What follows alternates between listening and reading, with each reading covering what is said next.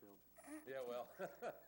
Or the peninsula. Or East Bay, or the city, or. Well, permits have timetables on them now, so, I mean, if you're. Which is too bad, really. You ought to be able to. You know, these townships, which I disagree with, but it went to 4 days, Yeah, the excuses I know. are ridiculous. I But agree. you know what I think we ought to do? Is, like, I ought to go to Blair and say, and get a referendum of citizens, we want you to work 4 days to take Wednesday off. I like Because that. if you notice, it's Fridays or Mondays. Yeah. Yeah. And, I think you know, the it wouldn't be county so ought to bad, go but where the hell, where can you get a land use permit or anything else you have to get from the township? And if they're closed, you can't get it. I think the county ought to go to 4 days. That'll be a way we reduce costs. Not really. Not in a city county building. City's gotta do it too.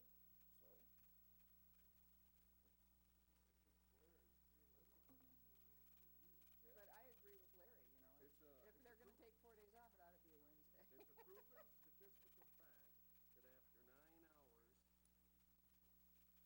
it starts to go this way. Yeah. Why don't you start with your business, and if that works out for you, we'll talk about it. Yeah, start with your business, yeah. Yeah, you know, there's a classic example. I'm open 6 days. There's only one reason I'm open 6 days. So, come on in. That's right. How many days a year? Open 7, right? Every day of the year. Yeah, and Sunny's open 6. yep, including Christmas. On the business side of things. Rob, are you open on Christmas too? Yep. I have to tell you, that's handy. When you need sour cream and you've forgotten it, man. You can just, Morning, Rob.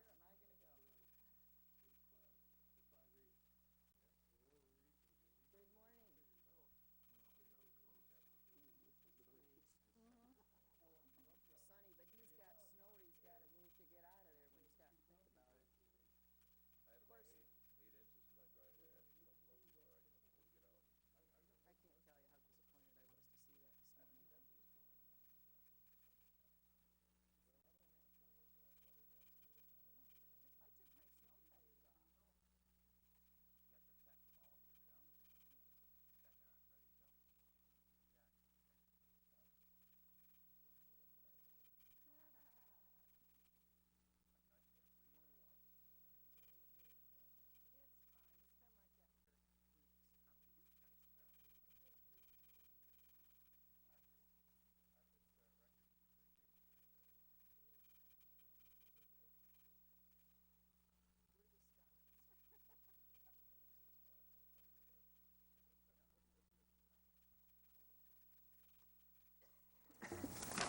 It's been like that for weeks. We're the stars.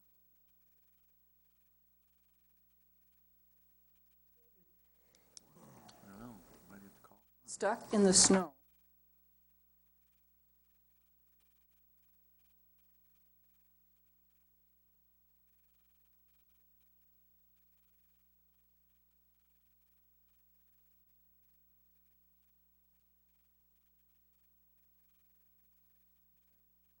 Sound room, we're about 30.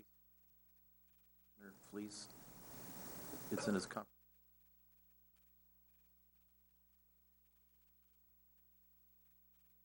Put on the back here. Yeah.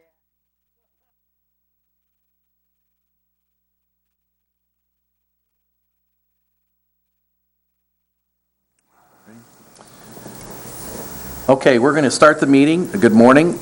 This is the special meeting of the Grand Traverse County Board of Commissioners. It is Wednesday, March 23rd, 7:35.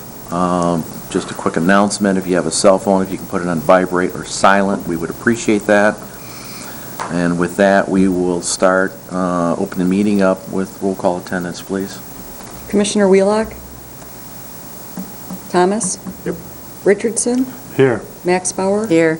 Lemkool? Here. Henschel? Here. Gilman? Here. Lees? Present. Chairman Inman? Here. All right, we have a quorum, and if Commissioner Wheelock comes in, you can note his time of arrival in the minutes. Next item is public comment. We have no public available at this time, but we have due public comment at the end of the meeting. So we will move on to the item number 3, which is the primary purpose of the meeting this morning is the 2011 Board of Commissioners Work Plan. First item is validation of objectives, and where did John go? I think you have to get a piece of equipment, but, Let me just start off by making Sure. some introductory comments, and then we'll have Dennis kick in. And then when John gets back here, we'll just get things rolling. As you know, we had that Saturday session where everyone kind of threw ideas, and we had cards that were on the wall. And as you see in your packet, the complete list of those items are on the back page of your agenda, listed under the categories of our strategic direction.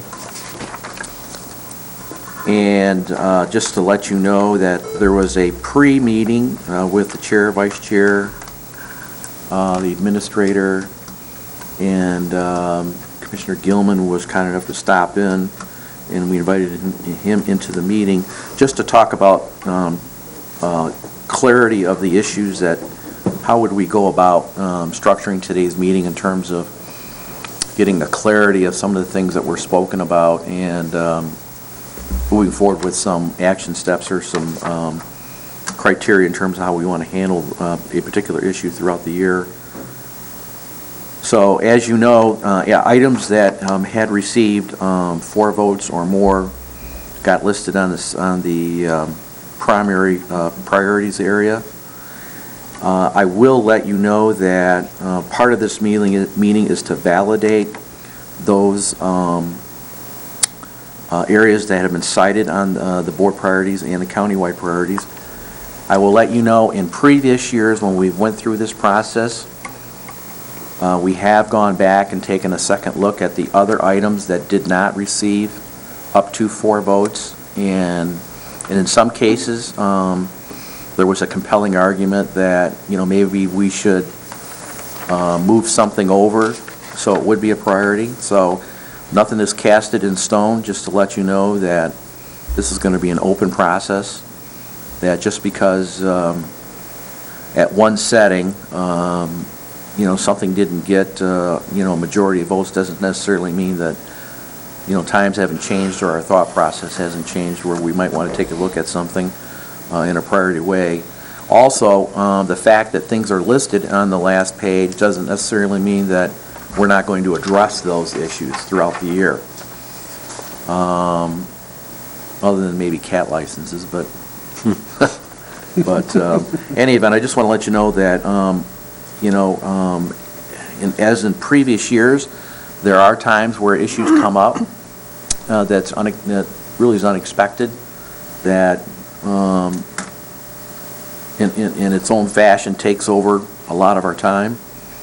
Classic case was we weren't prepared for the dams, and it wasn't listed that particular year, and ended up in our lap, and we ended up spending the majority of our time working on the dams issue. The same with the collapse of the septic treatment plant. That wasn't on our work plan, and we ended up spending not only that year, but the previous 3 years after that, working on that as well. So there will be issues that will confront us from time to time that we will have to adjust our priority and time schedule. But for today's meeting, the purpose really is to get some clarity on the bullet points that we have on the draft 2011 work plan. And what we thought we would do is to perhaps go back to those folks that either cited it and put it on the board or felt that they had voted for that area, to get further clarity as to what exactly they were looking for in those comments. And then from there, we can have an agreement that indeed that's something we really want to work on, and we can talk about some action steps in terms of how we might want to approach it for the year. So, Dennis? Who's getting coffee? Who's getting coffee? take care of mine. So, I'd like to open it up for the administrator's comments, because as he indicated previously, the departments has a list of their own departmental goals that they're working on that also may require some priority in terms of our time as well. So Dennis, anything you have to say about the process, the list, our pre-meeting, anything? No, I think you said it very well. Okay. John, do you have anything to add before we start the process? Good morning, John Syke, Grand Traverse County Planning and Development Director. No, not really. I'm just here to kind of take your comments, and what I've done is I have them displayed on the monitor there we can edit these as you want to go through. I have taken the liberty of trying to take the comments that were done in kind of raw form from when we actually had the strategic planning session, and have tried to wordsmith them a little bit to maybe kind of fit a little bit better. But certainly whatever's on the screen or in papers, what we're here today to do is to validate deals, to really define those, and then also associated with those, while you might have an objective, what are those steps to achieve that? What do you want to do? Some of these might not get a lot of traction for the whole year, but you want to have some progress. So what are those steps you're willing to take? All right, so why don't we start out, without objection, to the first item, and that's the review of the health services building project and seek opportunities for combined services within one building. Dennis, we already have a recommendation. I'm slipping a little bit. We've already taken a preliminary action on the staff recommendation to stay at the current building. Yep, next week you'll consider it finally. Consider it final, okay. Yes. All right.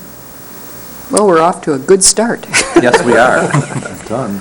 And so are there any other issues on that item that any commissioner wants to bring up at this time? I really think that, we still need to continue looking at how do we combine services in some of our buildings and continue to monitor the availability and whether or not we can bring some of those things together. I think that was a good exercise. I'm sorry that it didn't turn out the way I thought it might. Right. But I still feel that we have a lot of departments that we might be able to encourage our community to be able to start bringing other organizations together under one roof. Accessibility is a key component for people that have to use those things. And I really think that's the big key that we need to look at, is how accessible is the programs and services that we have for people in our community. Commissioner Max Bauer. Well, another thing that came to my mind is, I don't know that all the services, for instance, in the health department necessarily need to be in the same building. Why couldn't we have, we have for instance, we have, I don't know, I'm just tossing ideas out here. We have the building over at Lafreniere, and maybe there is a service that we could schedule, one day a month over in the conference room at Lafreniere so that people in that area would have easy access to that service. I'm just tossing things out here. We have a conference room over on Front Street at the Commission on Aging office, and maybe we could use that one day a month for another service. I'm just saying that I don't know that we necessarily have to take a look at, consolidating all the services in one building. Okay. Sometimes it makes sense to go the other way. Yeah. Yeah, and I think that that's a good point. And, of course, we do that with the two clinics that we have, one at the ISD and then one in Kingsley for youth. And I know that Fred talked to you about the idea that they're exploring the possibility of expanding that to adults in Kingsley. So that would, that is one of those opportunities. And, of course, then there are other things like when we have the flu shot. Immunization programs. We go to the mall and rent space and do things like that in different locations, the Civic Center and others. So I think you're right. I think there are times when it makes sense to go the other way. I think it's just dependent. But I also think Commissioner Lemko's comment is a good one. I think we constantly should be looking at those buildings and, how we can either consolidate services or make services more accessible. And so I think that's a constant thing we should be watching. Okay. Larry, I think it's really important in this whole process that we have to think about that we're giving Dennis his marching orders when we get done with this. This is a This is his work plan for us. Because when we start to itemize and what we're trying to do that, we're going to tell him this is how we want him to spend the majority of his time and his staff. And then if we have any, department directors, that's their marching orders also. So, I think we have to keep that in mind when we're starting to look at this overall thing. These may not be just our particular individual goals, but but they're also the goals of the county and where we expect our staff to be able to go. Just so the commissioners are aware, I will, probably won't have it done next week because you won't have finally adopted this, but within 2 weeks after that, I'll have my work plan for the year. It'll be much more, detailed than this, but it will include all these things in some fashion or another, and hopefully you'll tell me whether that's, what you want me to spend my time on, so. Okay, and how I'd like to go through this process, if we can go through each one of these, and then what we'd like to do is open it up for other issues that either may appear on the last sheet or you think we should discuss as a part of the plan for the year, and take it from there. Now, on terms of action steps for that first item, we, in the original, recommended proposal for the renovation of the health services building, is there in that plan a timetable and kind of a layout of who's going to do what, when, and where, and how this is going to be completed? Is that in the recommendation, or no yet? Well, it's not complete yet because Okay. we were delayed, that month or so when Right. we evaluated the other alternative, but we will be bringing that back to you. I don't know if it's appropriate or not, but perhaps the board would like to, and I don't know if it's appropriate, John, should the board add another objective that would be the timetable on the health building expansion, the design, the construction? Well, I think some of the discussion that you had here earlier about, talking about accessibility and how to do that, I think that's probably an underlying goal of the board. These are supposed to be a little bit more detailed as to actually items that you can measure and that you're going to complete. So maybe this one just needs to be revised a little bit to talk about how you're going to improve the health services building and talk about what those next steps are. Commissioner Max Bauer. Well, actually, a timetable is an action step, and it is measurable. Well, that's what I thought. Oh, yeah. Right, that's what I'm saying. I'm just, Yeah. in terms of how it's reading right now, we might want to revise that to say, renovate the health services building or carry out the health services building renovation, and then what that setting up a timetable, identifying certain milestones, that type of thing. Larry, I guess, I don't have a problem leaving that in there as it is and maybe adding something like that, because I don't have a problem saying we got that accomplished. Right, yeah, I think you have to say. I think you have to, that's fine to say, yeah, we've looked at it, we've accomplished it, it is part of we're 3 months into our year, and there's things that have already been done, and this is one of those things that we have accomplished already for the year, so I think we should leave it. Okay. All right. And then add, like John made the comment. All right. Seem fair, everyone? Okay. Next item, explore service delivery alternatives. I don't recall who put that on the board, and it got five votes. Maybe we can open up and have a little clarity in terms of, are you looking at, How that one actually, are we looking at? Isn't that the one about managing for outcomes? More of that, or am I? Well, I wanted to bring that up at the end of the discussion about that we're going to have the discussion about the proposals for budgeting for outcomes at the April RMA meeting, and from there we can kind of move forward with how we feel about if that's going to move forward and what level of priority. So that probably could well be in terms of how we budget for 2012 and moving forward. I was going to suggest that as a part of the next item in terms of budgeting, the discussion about budgeting dollars, that we may have to, kind of massage that thing after the April RMA meeting. But Well, Mr. Chairman, and just looking under fiscal responsibility number 7 on the next page, I think those first two that had the majority of the votes say it. Buy services competitively, everything needs to be on the table, privatizing cleaning services, that was a particular one, budgeting to encourage monies left over. So I think, if you want to expand upon this, it says it, we're going to look at contracting services, alternative methods of delivering it. We already started that work with TCAPS in the cities to look on how we might share some services. So, Right.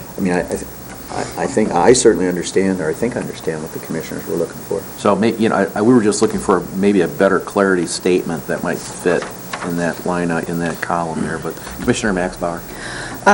I think right now we're talking about explore service delivery alternatives and incentivize departments to eliminate spend or lose mindset in using surplus budget dollars. Okay, you're right. And as an action step for me, what I would like to see is we have a great deal of expertise in 3 individuals, Bill Rokas, Dean Bott, and Lori Spencer. And what I would like to see from them, and I'm tossing this out here to hear what the rest of the board thinks, is some type of projection. Now, I understand that it would just be a projection, but they've had years of expertise, years of experience. I would like to see them give us a 5-year projection as to what they feel the next 5 years is going to bring as far as revenues go. Bill has had years of experience with interest rates, et cetera, and investments. He can certainly give us his opinion on that. Lori Spencer has, I think, done an excellent job in taking a look at revenue as far as assessments go, and Dean Bott is experienced in how the increase in our expenditures for, employee benefits, et cetera, has been moving along. So I would like to see that as an action step. Commissioner Richardson. Well, I'm sure they're very knowledgeable people, good at their jobs, but when you're talking about 5-year projections of things like revenue, growth, and everything else, it's anybody's guess. I mean, I'm not sure their number is any better than anybody else's. It's just, we have to, obviously we have to plan, but to think that they have some, access to some secret number that the rest of us don't, I think is probably a little misleading. And it's probably something they do all the time anyway, quite frankly. Commissioner Gilman. I think we need to, for the time being, assume the worst-case scenario as far as the next 5 years go.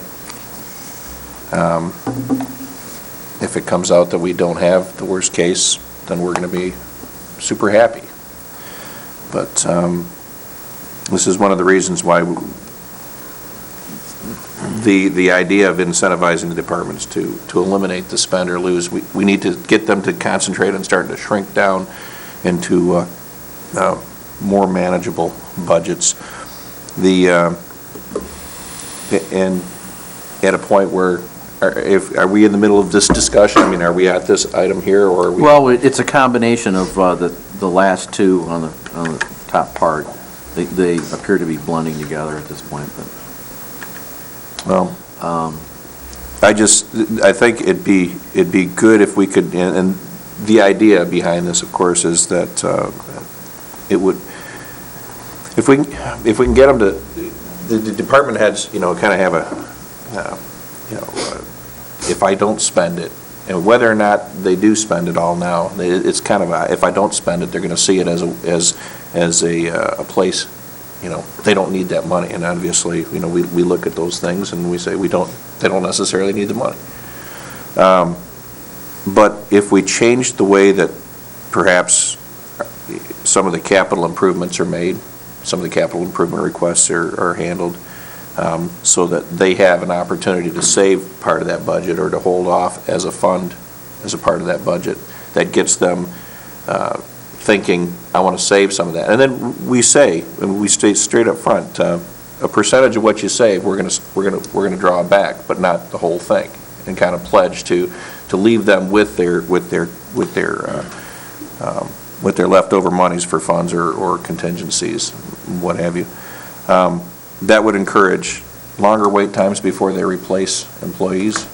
They're going to try to staff and take care of those positions, responsibilities in other ways, perhaps.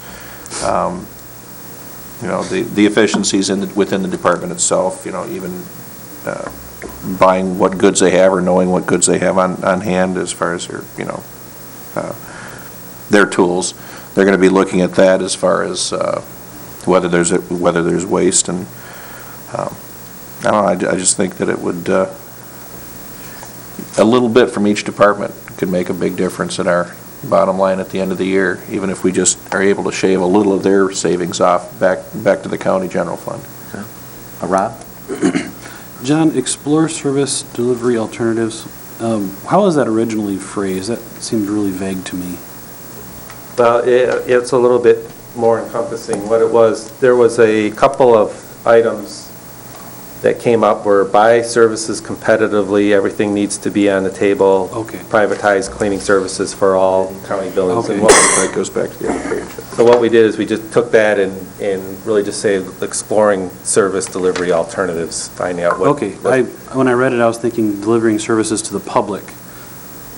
And, part of that, like the bidding process, is actually delivering goods and services to the county so we can perform those.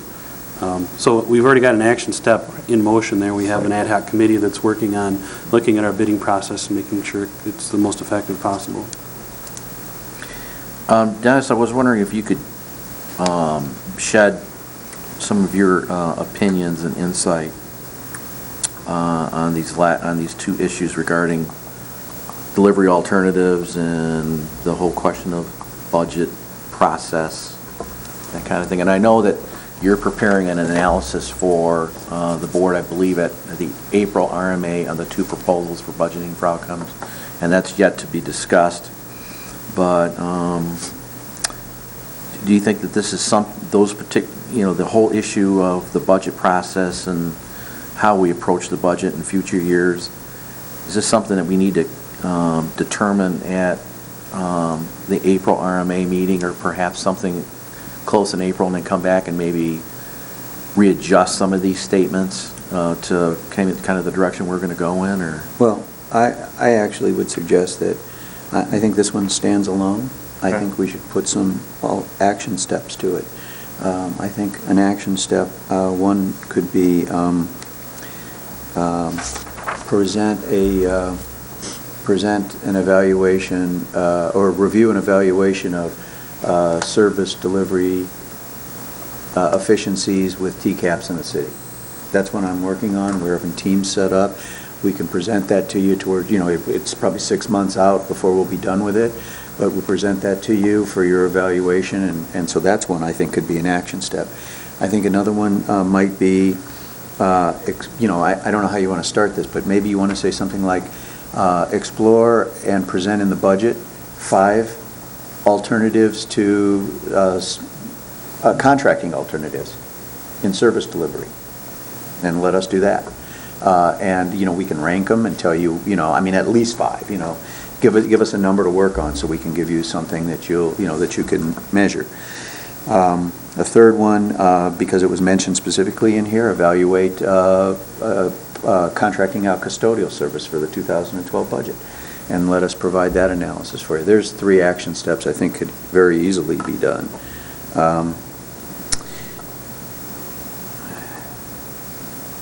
A fourth one, and I don't know enough about this quite yet, but the governor's proposal to do collaboration and those kinds of things, I have a feeling that's quite a ways off. But I know somewhere in here he's proposing that we all kind of follow his kind of structure, his reporting structure in terms of service delivery and that kind of thing. That might be a fourth one that you want us to undertake, is to put our budget into that kind of an evaluation. I think the other one on budgeting for outcomes is a fourth objective, a separate objective. All right. And I think it should be review budgeting for outcome alternatives, and decide on alternative budget processes, or consider alternative budget processes. And I'm going to give that to you in April, and, if you take a month to do it or two or whatever it might be, you can complete that task. It may be that you pick one or you say no, but, you will have done that evaluation, and I think that's another objective for the board. I would agree with that. All right. Commissioner Lemko. I think my number one goal for this year is going to be the budget. Yeah. I think that's the number one thing that I see facing us right in the face of us. And I'm concerned about going into our budget process for next year, approving a budget that says we're going to have to cut $1 million out of our budget, and we haven't started that process this year. I really think that we need to charge the staff and administration to start looking at, and that's the beauty of the two-year budget. If we could put in a two-year budget, if we knew today what we think our budget might be for next year, if we just even have a vague picture that says, we think that we're going to have declining revenues, we think we're going to have to cut this budget, I don't want to see us to have to go through this thing where we say, we got to cut $800,000 out of our sheriff budget. And all of a sudden, everybody's going to go, oh my God, how are we going to do that? Well, we don't want to cut that much out of our sheriff budget because it's looking at the safety of our community. If we say, Dennis, start now. Start looking at ways to look at cutting today, how we might be able to ease ourselves into it so we may not have to cut so much next year. I really think budgeting says, this is your number one priority, this is where you got it. How he goes about getting that, I don't think we should be telling him all these individual things. He's got a great mind, he's got a great staff. Let him come back with thoughts and ideas and present it to us so we know where he's thinking. Our goal is to be peripheral. We said, this is what we want you to think about and start working on. Now you figure out how to make it happen. Right, and I just want to footnote, and then I'll go to Commissioner Max Bauer, is that, in all fairness, the previous board gave direction to staff at that time that we were going to take $625,000 each for 2 years out of the fund balance to bridge us into a different style of budgeting. So we were going to use the fund balance to help bridge us, as long as we kept it at 18% or above, which at least the projections still appear that that's possible. But, that doesn't necessarily mean that this board can't change that direction. Right. And say, we want to take more of a conservative approach and do something a little bit earlier. Mm-hmm. But Commissioner Max Bauer. Municipalities are increasingly going to 2-year and even 5-year budgets, and that's why I asked for projections. And while we don't necessarily know what our revenue is going to be, we certainly do know, based upon existing contracts, what our expenses are going to be. And in many cases, we know it 2 years out. And as far as the reason I mentioned Lori Spencer is I had asked Lori, probably at least 6 months before it actually occurred, what her projection was as far as revenue, and this was when we had the $750,000 surprise. It wasn't a surprise to Lori. Lori told me that she anticipated that revenues would be down that much. Yeah. And she hit the nail on the head. And that's why I have, such confidence, in our staff's ability to give us some idea. Now, Dean is now tracking the CPI. And, as everyone knows, when you go to the grocery store, milk is no longer $2 a gallon, it's $2.39 a gallon. Inflation is coming. So, Dean is tracking the CPI. You know, we have some knowledge, and I think we should use it, and I do agree with Commissioner Lemkool that we need to start looking at 2 and perhaps even 3-year budgets.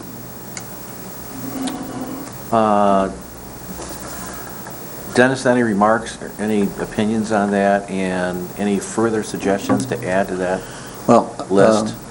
First of You all, know- I think we're going to try to get the revenue projections for next year to you in April, I believe. Dean's working on them. We've been working on them for the last month or so. And I don't see a problem with looking at 2-year projections in terms of revenues. I really don't. I agree with Commissioner Richardson. I think it's anybody's best guess in this economy. I do want to point out the $750,000 number was really lost interest in that year, and that was, Lori has nothing to do with that. But she's very good at projecting property value. And so that, I agree with you on that, you know, we'll pull her in to look at that as well. So I have no problems in looking at that. And I actually sent Dean to a training on 2-year budgeting about 3 or 4 years ago. And a lot of what they taught are things that we do, but truly that second year is basically projections based on the limited knowledge we have. And, you know, this is not typically a problem, but in times when revenues are tight and getting tighter, it is more of a problem. So I think we can easily provide some 2-year revenue projections. It'll only be one tool for you to use, I think, in developing this. And so, yeah, we'd be glad to do that. Okay. Are there any, Commissioner Fleece, any other additions to this? You know, I sit here and listen, as I have every year when we talk budgets, and it's always revenue projections, and how are we going to spend all that money? Because we want to make sure we spend it all. I think we ought to do that in reverse. I think the projections ought to be on our expenditures, and we ought to get the expenditures as low as we can, and it's not going to be an easy job, but government has always spent all they get plus a little more, if they can, and I think we need to go the other way and lower taxes. You know, that would be ideal. And sure, you're going to be less in services, but do we need all the services? There's been some articles I've read lately. People in our society are along for a free ride. And I don't think it ought to be on the back of the working people. I really don't. And I would personally like to see that at all levels of government, but I realize that state is basically out of control. The Fed's totally out of control. But I think if the townships and the county, which we do and can have an effect on, looked at projecting the expenditures with what can we get rid of without really harming everything. But, you know, when government started, it was very simple. And look where it is today. You know, my wife showed me a picture in a magazine last night, and it was of a stool for a child.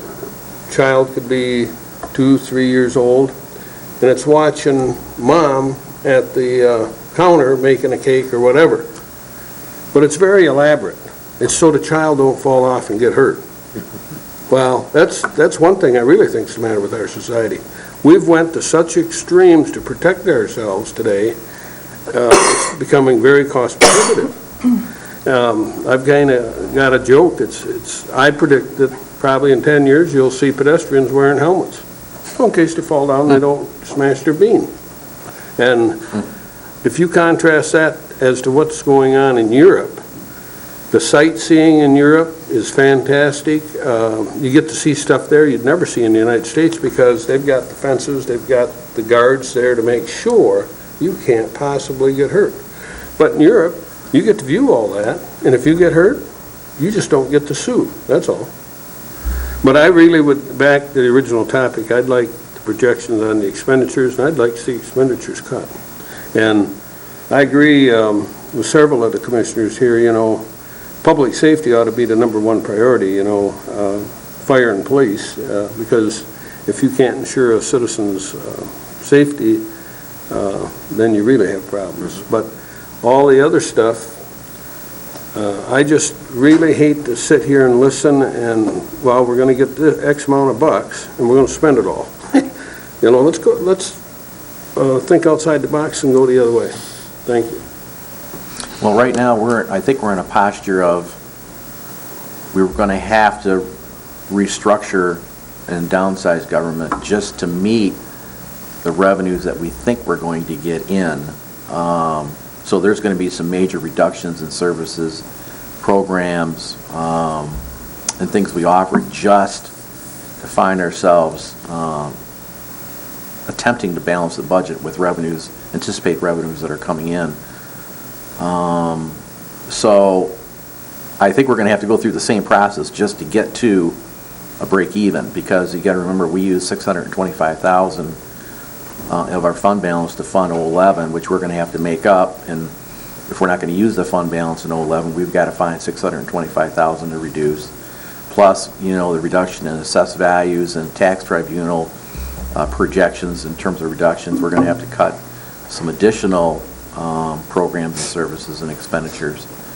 I think if we can accomplish that and take a look at what other things are out there that we feel the public can live without, then I think we can take a look at some kind of structural rate change. But I think we can take one step at a time and try to balance things out. But let me go with Dennis Loy and then Commissioner Max Bauer. Yep, Commissioner Fleece, we always budgeted based on expenditures, not on revenues. And it was 2 years ago that we made the change to base it on revenues, and that was because the board said we have to learn to live within our means. So I don't disagree with what you're saying, but what I'm saying is I think the first step is understanding what the revenues are and at least getting down to there. Once we get you down there, then you can take us below that if you want to cut taxes and do those things. But the first step is we got to learn to live within what we bring in, and then take it down from there, which I think you'll be very capable of doing. You know, the difficulty, you know, we talk about these things, but really the difficulty becomes, and it's very difficult to measure, but when you say, for example, law enforcement is a priority of commissioners, I know it is, but, you know, to provide a safe community, well, you have to decide what level of service, how much resources you have to put there. Is the community safe now? Would the community be safer with 2 more officers? Would it be less safe with, you know, considerably less safe with 2 less officers? That's when it gets really tough for you to make those decisions. But yeah, that's pretty clear. I understand how the board feels about that. But my suggestion would be let's first get to where we're living within the revenues we generate, which we're not doing this year. We're $625,000 over that. And then you can look at cutting more if you feel it's important to cut more. Commissioner Max Bauer. Explore service delivery alternatives. You know, Peter Drucker,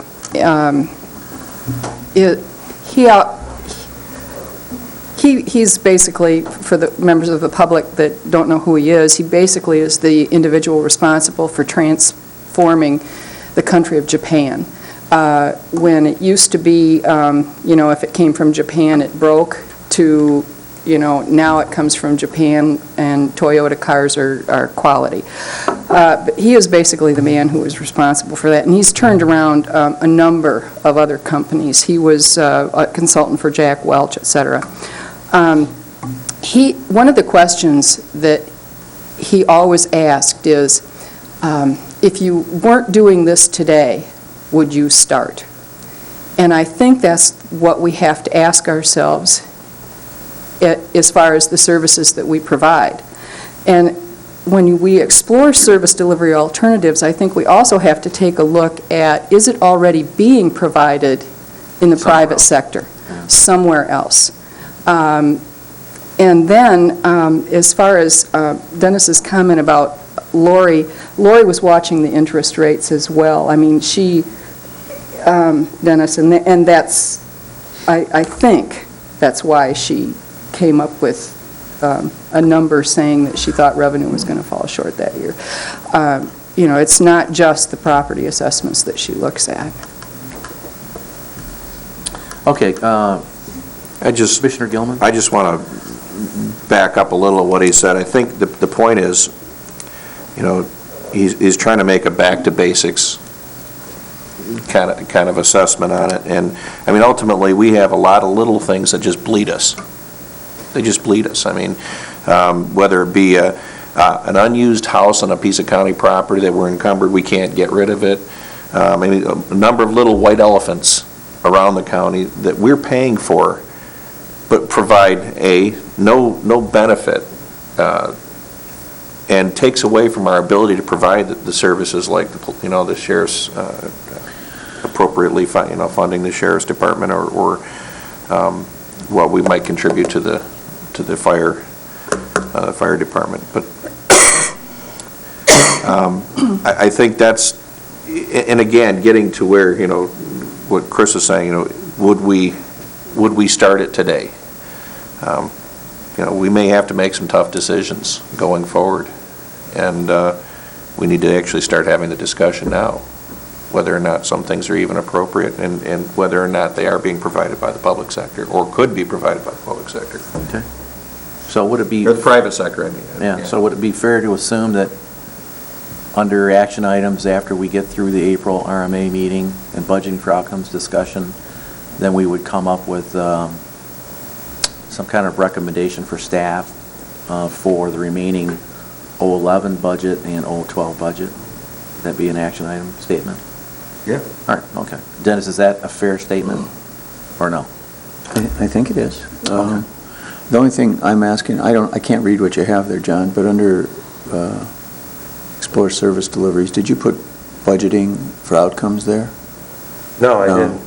I didn't know if that was going to be a separate objective. I think you should have that as a separate objective for the Okay, that board to would be fine. evaluate. Yeah, that'd be fine. Do you want to, I kind of heard two different discussions going on there in terms of talking about the next budget and then the next process and then budgeting for outcomes. Are those two separate issues? That's how I kind of heard them, as two separate, or did you want to combine those discussions? They almost bleed together on this incentive department thing and then how we plan on budgeting moving forward, but... Well, no, I think it's separate than incentivizing departments. I think that's All right. very specific All right, and okay. clear. I think I was just wondering, when you're looking at the next budget cycle and maybe looking at 2-year projections or whatever, I think you should is that have- when you also have that budgeting for outcomes I think they're two discussion? different things, too. I think All right, okay. budgeting for outcomes should be an objective, and I think providing a 2-year, I would suggest that we provide a 2-year revenue projection to start with, and then maybe at budget, we could provide a 2-year budget projection as well. For expenses. Yes, I'm sorry, yes. Okay. Seem fair to everyone? Put revenue under that, after that, before that first projection there. There you go. Revenue/expenditure.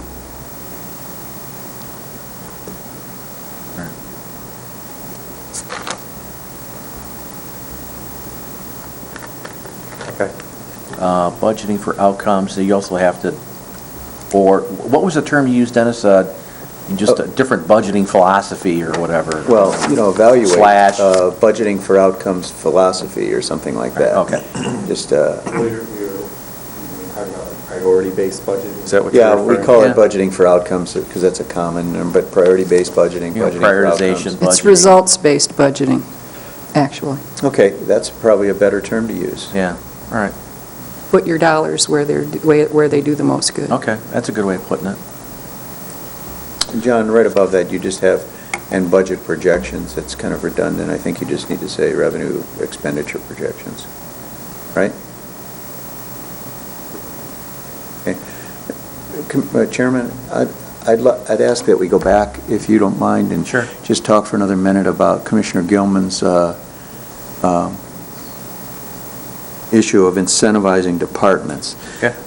I think there's a lot more discussion that has to go. Commissioner Gilman and I have started to discuss it, but I guess I just want to pose this to the commissioners. When you say incentivize departments, you're saying you're going to incentivize department. I think first you have to analyze the workability of incentivizing departments. So, evaluate a program to incentivize departments or develop a program to incentivize departments, I think would be more appropriate. Does that make sense to you, John? Mm-hmm. Is that okay with you? Yeah. Under there, I'd put evaluate first, John, not develop. And in fact, in the first part, I'd say maybe develop or review or something like that. Because there are a number of issues to look at there. I really like the concept. But there are some things we'd have to actually absolutely talk through. All right. Anything else on that topic? Just before we go to move on, I just kind of want to back up just for a little second. There was the discussion to keep the review for the health services building project, because actually over the last couple of months you've completed that one. But do you want a separate objective to establish that timetable for the renovation of the health services building or something to that effect? Or do you just want to leave it as is?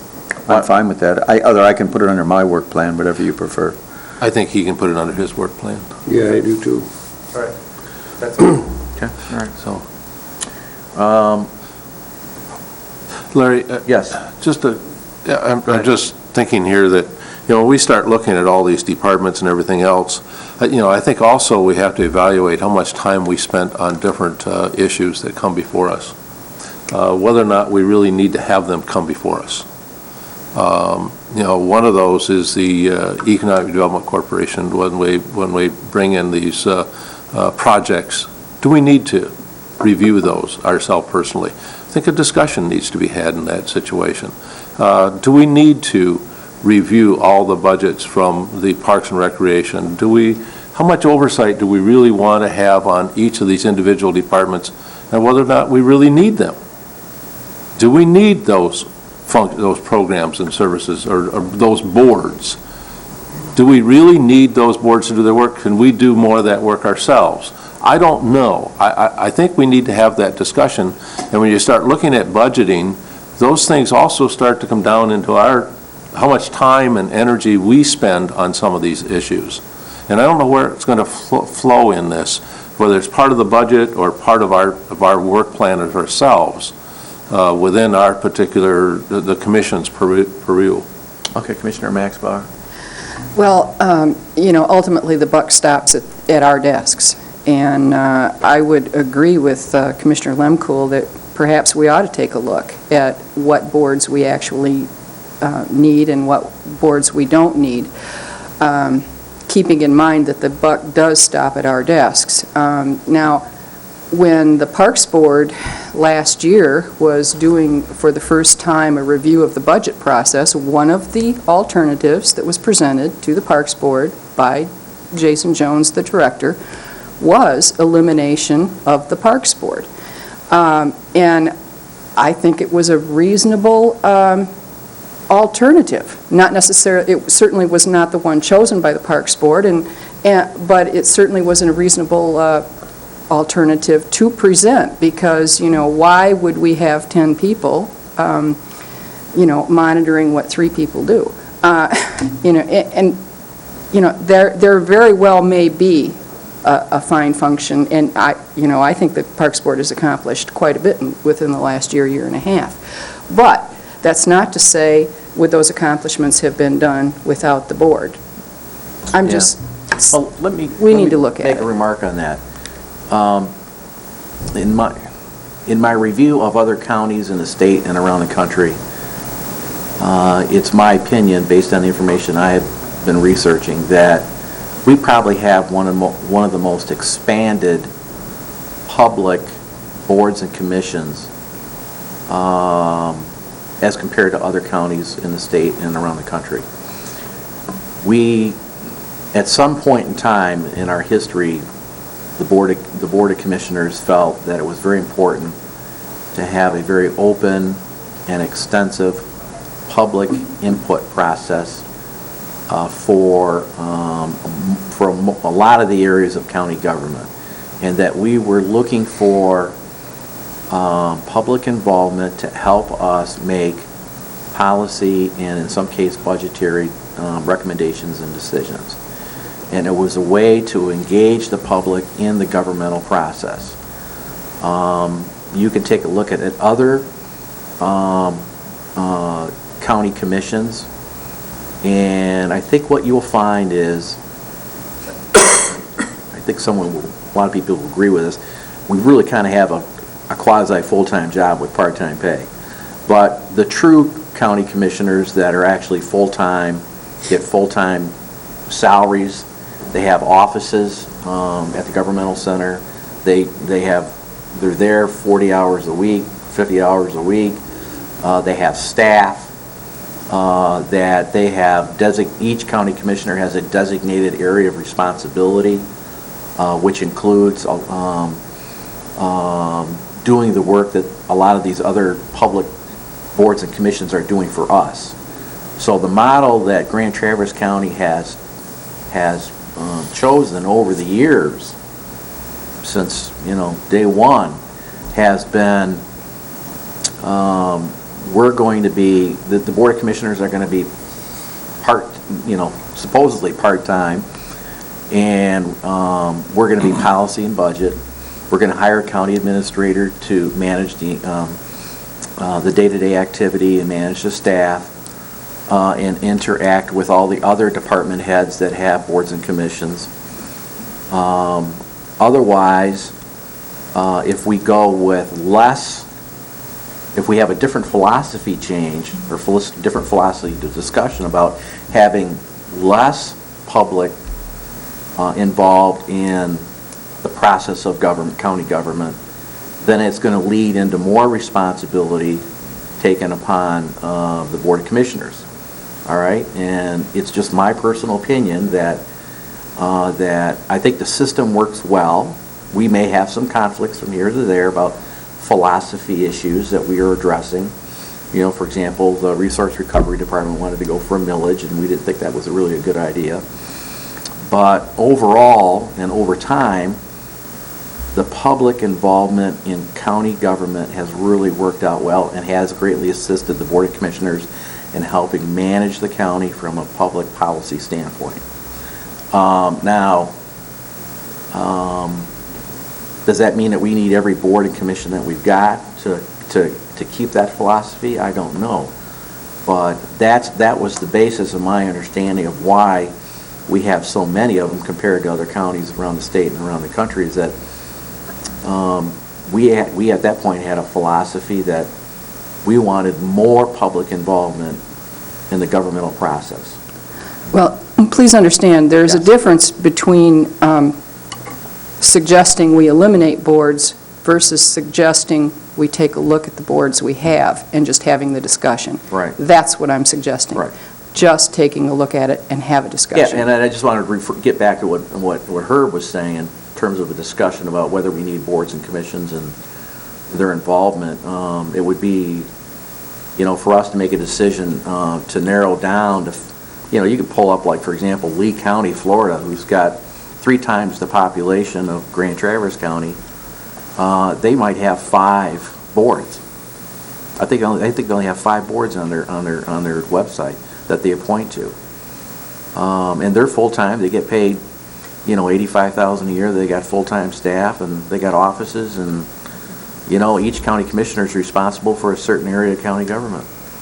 So it's a whole different culture and structure change. So, we have a process right now where we're relying on the citizens that we're appointing and their experience level to help us manage county government. And that's the structure we have. Rob. Thank you. Just for the public that might be watching, I think it's important to mention that only a handful of states in the United States actually have townships.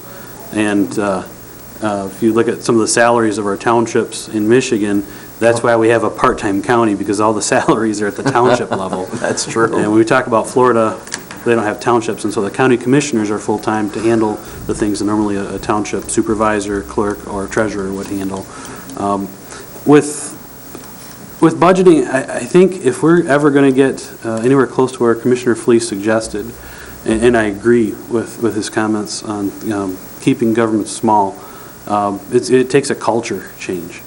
It's going to take us being willing to make personal sacrifices. You know, maybe we need to reduce other boards. Maybe this board needs to be 5 people instead of 9, because every person is an expenditure. You know, those are things I'm willing to look at, even if it means I'm not here next term. I mean, that's fine, because it's what's right for the community.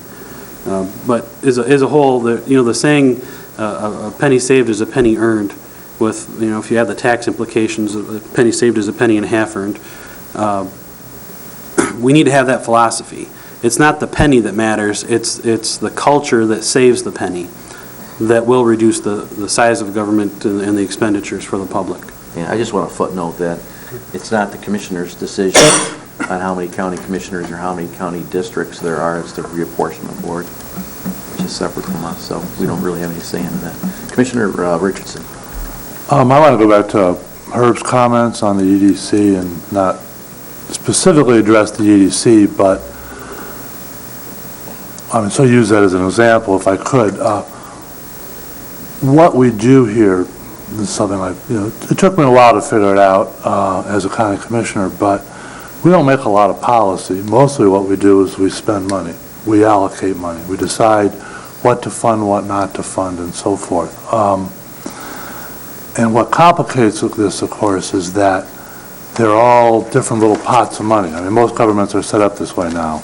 It's not like there's one big pot and we say, okay, these are our priorities, because certain monies can only be spent in certain ways and so forth. And I understand, Herb, that you weren't happy about a decision made by this board to reject a loan application, but there's a bigger issue at the EDC level, is that some of the money can be spent one way in giving loans, some of the money can be spent administratively. One of the things I've been trying to do on the EDC is figure out a way to transfer some of the general fund money we use to support the EDC administratively and get it spent out of that little special fund instead of being spent out of the general fund. And if we're serious about really getting a hold of the budget and watching every penny and cutting expenditures, which is certainly something I'm in favor of if we could figure out how, then I don't think we should be yielding control of that all-important function that is, making the decisions on the spending of the money, to other people. Go ahead, Herb. My only concern there is that if we're not going to rely upon their expertise, then why do we have their board? And the question is what is the cost of all these boards? And what are we willing to pay? And I think it's not so much, I totally agree. We need public involvement. We encourage it. We keep begging for it. We don't get it as much as we always like to. But on the same token, when we do have a board and we don't listen to them, then we're taking away their authority. And so therefore, why do we need them? Then we should be reviewing all that ourselves individually, or let them do their job. I guess that's my concern about that. Yeah, and that's a discussion, and I don't want to get into the semantics of everything else. We need to be looking at the broad part of what our But I will say goal that is. for the most part, in my 18-year tenure, that I can count on one hand the times that there were philosophical differences between the Board of Commissioners and a decision made by a board or a commission that we have appointed. And I think when those times occur, and they will occur, I think those are the times where you sit down and have a joint meeting, talk about, the philosophy of the elected officials, and come to an agreement, and you move on. And hopefully there's no hard feelings, but, I still would like to see the more public involvement in our process, I think the better off we are. But when we do that, people resign from our boards because they don't feel they're being heard. Right. Well, So we can't stop that. Yeah. Commissioner Gilman and then Commissioner Max Bauer. I'd say either way. Whether they don't come before us, I- or, I mean, or we accept the fact, or they accept the fact, the EDC accepts the fact, or the boards accept the fact that we're going to make the final, we're going to have the final say. And the reason is we are the elected bodies, otherwise, you know, those appointed boards are a little less accountable to some extent. But if it didn't come before us, I guess as commissioners, we'd all have a great excuse to, you know, it's not our problem, we didn't make that decision. And, you know, and as you know, I voted against both on philosophical grounds. Yeah, and I understand that. Yeah, Yeah. and so, It's just, when we start looking at our goals, and we start talking about each individual group that we've provided for opportunities, what is the cost for allowing it to do that? Are we willing to continue to fund it? And what is the process for that to happen? All right. That's just, Commissioner Maxbauer. Again, the buck stops at our desks, and there are going to be times when we disagree with other boards. Now, do I think that we need to have joint meetings every time we disagree with a board? No. Because, I mean, are we going to have, do I think that it's a good idea to have annual meetings and keep lines of communication open? Yes. But ultimately, we are the authority, we are elected, it's our responsibility to make those decisions, and so well, again, All right. I'm going to repeat myself, the buck stops here. All right. So could we, I think we beat that one. I think we have. We beat All right. that horse to So death. are we happy with what's on the screen for the first set and structure in terms of how the statements are presented in some of the action plan items? I think we're on target.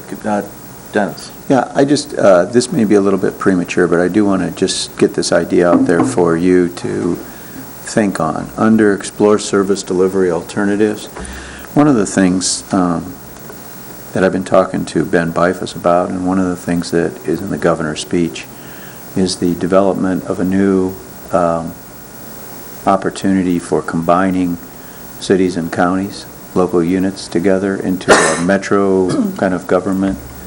I want to pose to you that I think we might be in a really, really unique place to accomplish that. And Grand Traverse has always been in a position, I think, of like looking at new things, new ways to do service delivery, just some practical things to consider. Ben and I are probably both, in the 5 to 7 year time frame before we're done. I would expect something like this would take that long. Ben has experience as a county administrator and a city manager. I don't. I have county administrator experience. We both believe that government has to consolidate and reduce down in size. And I think, I'm just letting you know that Ben and I have had discussions about this for over a year now. I think if the commission was open to it, I think this is we may be uniquely positioned to be the first in Michigan to explore this.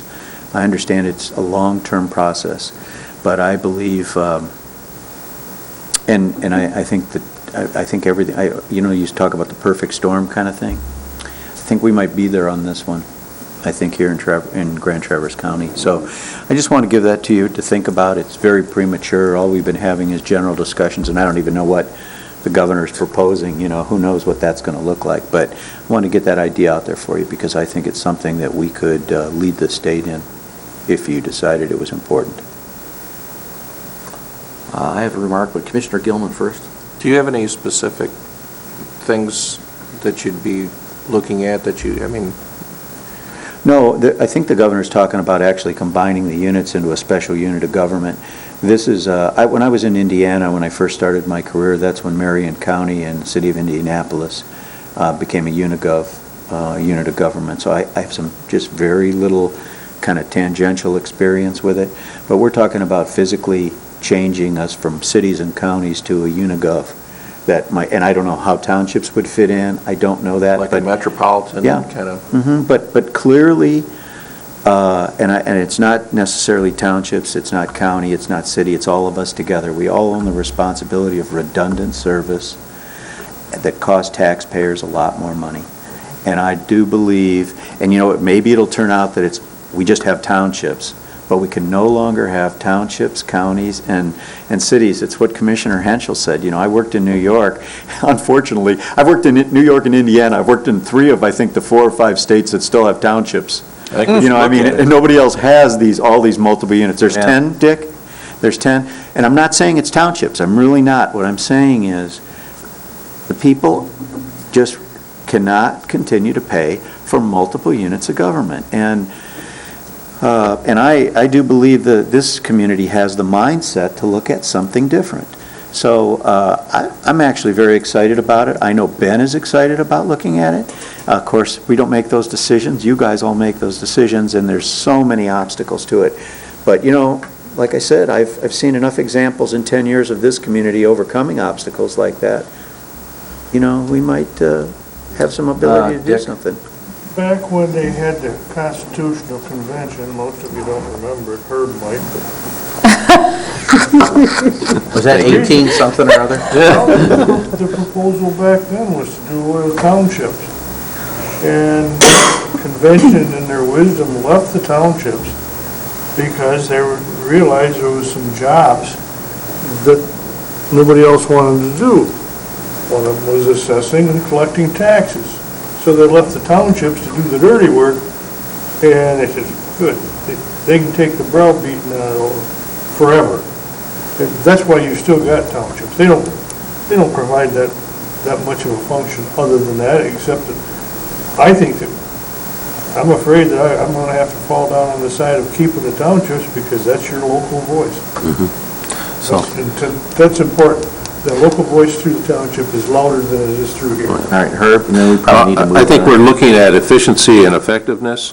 When we start looking at consolidating parks, evaluating programs and services and the cost benefits, you know, whether or not we join police forces, whether we join fire departments, you know, how do we keep all, you know, how do we start making this thing?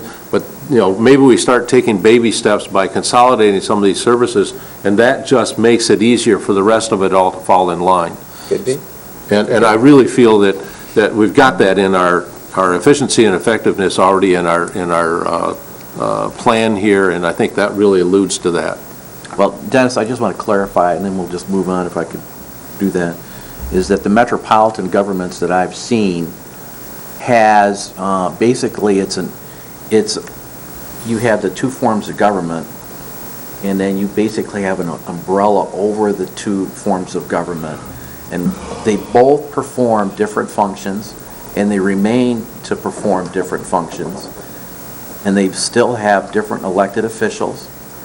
The things that they share are police, technology, human resources, those kinds of things. Yep. So it's not, you know, the models I've seen out there has been, okay, this is a way we can consolidate administrative expenses and still operate under the function of the Constitution.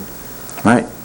So you would have elected Board of Commissioners, you would have elected city commissioners, but there would be this umbrella metropolitan agreement that we would act as one for most of the administrative responsibilities. Yeah. And, you know, benefits and I think maintenance department, you know. Yeah, the whatever it looks health, like, I whatever it don't is. know what Yeah. it looks like, but Yes. the idea is you bring services together and you do them more effectively and Correct. and more cheaply. We already do it with central And dispatch. it's not eliminating city government or county government, it's basically Yeah. putting That's them right, together right. and saying, But we're going only, to have one human resources department. But only We're if gonna it have makes- one maintenance Only if it department. makes only if sense. it makes sense and saves money. Right. But, and I think the way it actually is done, from what little I've read about it, is kind of the way Herb said. You do a plan and you transition over a period of years. It doesn't happen overnight. It happens over a period of time. Maybe it happens with police, maybe it happens with something else, HR, finance, whatever. You know, and that's why I say we're kind of working our way there. I mean, you know, For example, IT, we do the IT work for the city. You know, we share buildings, you know, there are a lot of things that we already do that kind of get us started on that. So, Okay, Ross and then Dick, and then hopefully. Well, just very briefly, and looking back at, looking at number 4 under countywide priorities, you're talking about city-county collaboration, but how about more, you know, as is already raised here, how about more collaboration between different county units of government? And the idea that we could provide, you know, some services to the road commission and maybe save them money in the process. I mean, that seems, you know, incredibly logical to me anyway, so. A regional jail. okay. Dick? Do you want an opportunity to collaborate? I smell one coming. It's called rural fire. Yep. It's falling apart. And we're going to get a chance to get into the fire business or help them straighten their situation out. Because I've never seen it so bad. It's Rural? Yeah. Yeah, everyone's kind of doing their own thing now, splitting off. Sure. But, you know, that might be a major case where you have one metropolitan police department, and it's combined between metro, rural, and the city. We used to have it that way, and it was bad. So, The joke used to be that the fire departments out in the county got a chance to share a boot. Joe would wear the right boot to one fire, and he'd wear the left boot to the other fire. Everything else was here. right, That's why this was all formed 30 years ago. all right. So could we move on? All right. Can we, all right, we're going to move on to countywide priorities. The issue on the, there were a couple items that were discussed about the septic treatment plant. I'd like to have a, now that Ross and Dennis are here. Have a seat. You walked in at the wrong time. Yeah, Ross and Dennis, we have an item that was brought up during our strategic planning process in terms of, you know, focusing on areas that we want to accomplish for the year. And one of them was to review and monitor the septic treatment plan and the financing plan, or is there another avenue to go during that monitoring process that would help the situation? And I think that, you know, that item can be more fully addressed once we decide on the settlement offer. And when I was talking to Chuck Horn a couple days ago, he kind of felt, as a representative of the Board of Public Works, that, you know, if we did move in that direction, that there would be an opportunity to perhaps amend the business plan to reflect that, you know, how we're going to use that cash to support operations moving forward for the next 24 months, and combine it with the education and the outreach, and that there wouldn't, that would limit the 50-50 plan moving forward for the next 2 years. And it would also perhaps remove the issue of increasing the flow fees for the septic tanks and the holding tanks and those kinds of issues. So, it's just a year-by-year game plan kind of a thing, but those were some of the discussions that I had with Chuck Horn. But Well, here's what I would... How would you suggest we use this in terms of language and that kind of a thing? The board every year has said that they're dissatisfied with the fact, and rightfully so, that we don't have a long-term plan for how that thing is going to operate to make it viable and make it pay for itself. Okay, I mean, the board has said that every year. The board has asked for a finance plan. You got a finance plan. Some board members were okay with it, some board members weren't. Then they come, but that finance plan says we're going to raise rates 2 cents. The county board says, we don't want you to raise rates 2 cents. Mm-hmm. And here's my suggestion to you. Either be involved in the finance plan or don't. It's really the purview of the Board of Public Works. But if you are going to weigh in on the finance plan, weigh in with a recommendation. Okay, I just don't want to see the board sit here and say no, but not give your opinion on. They need to know what you want, so that they have that to weigh on when they make their consideration. And so I really think either you say, we're going to let them decide it, and we're going to live with it, or you say, if we don't like it, we're going to tell them a plan of our own that we think works better. All right. Anybody have? Everybody's raising their. What do you think of that? All right, let's start with Herb. Either that or eliminate the Board of Public Works and we take it all on our responsibility ourselves. Well, there's been Somebody call some me an discussion about shifting some of the responsibility, letting them have sewer and water, and we'll take the solid waste piece back. But Commissioner Max Bauer. Well, I think the only reason that the county board is involved in it is because the county board continues to kick money into the septic treatment plant. As far as I'm concerned, it's the Board of Public Works' responsibility, the five guaranteeing townships, it's their responsibility, and I think the county board needs to stop putting money into it. I know we've already voted to do that, and it's done, but if the opportunity ever arises where we can readdress this issue, I think we should stop and put it exactly where the responsibility lies, the Board of Public Works and the guaranteeing townships. Commissioner Richardson, then Thomas, and then Fleet. Looking at like the third item down as well, reevaluate the structure of the Board of Public Works. I know John Porter keeps talking about, we need to have an authority. I haven't ever sat down and talked to him about that, but maybe it's time we do. I mean, the whole idea of this kind of operation of government is that it's supported by user fees. And that worked fine until basically we built the septic plant and the thing, turned out to be the bust that it was. I think this is a perfect example where maybe an authority, maybe we ought to explore the idea of, breaking all these functions off into an authority, not the resource recovery part and that kind of stuff, but just the sewer and water, that's delivered. And then basically it's out of our purview and they have to support themselves. And that seems to me like, maybe that's some, if that's possible to do, we should explore that. The townships right now are spending money with an attorney to evaluate authorities' status. I'll be honest with you, and Ross could probably correct me on this. I think that their concentration is only on authority for sewer and water, not necessarily septic treatment. Or are they looking at septic too? They're going to look at both. Okay. I think so. That's it. Okay. Commissioner Thomas, and then Commissioner Fleece. Sewer and water is not a problem. They're making their money on that, and it's by user fees.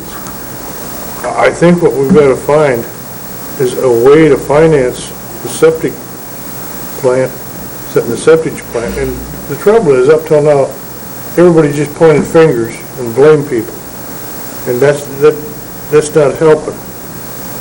But one thing we can't do, like the suggestion was to raise it 2 cents. You raise it 2 cents, and you're going to get people less encouraged to pump.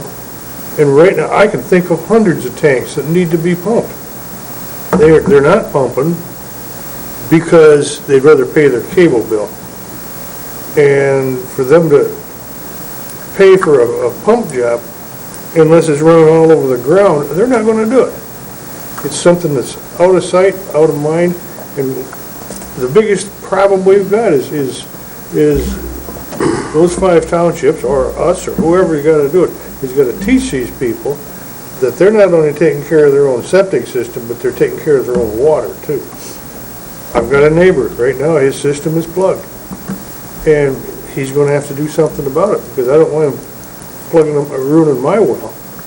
But people, that's our big problem. Is everybody says I don't need to pump. Well, they do need to pump. One of my best friends the other day was telling me, "Oh, gee, when they pumped, you don't see that stuff they pumped off there. That's scum." I said, "That scum isn't the problem." I said, "That scum is the active part of the tank." "Well, what is it?" I said, "It's the stuff at the bottom." I said, "That's what gets out and ruins your system." And you ought to pump. Well, he is a guy that does pump, but hey, this educational program is, to me, is more important than anything because we can't raise the prices. If you put the prices up, you're going to get less. Commissioner Fleece.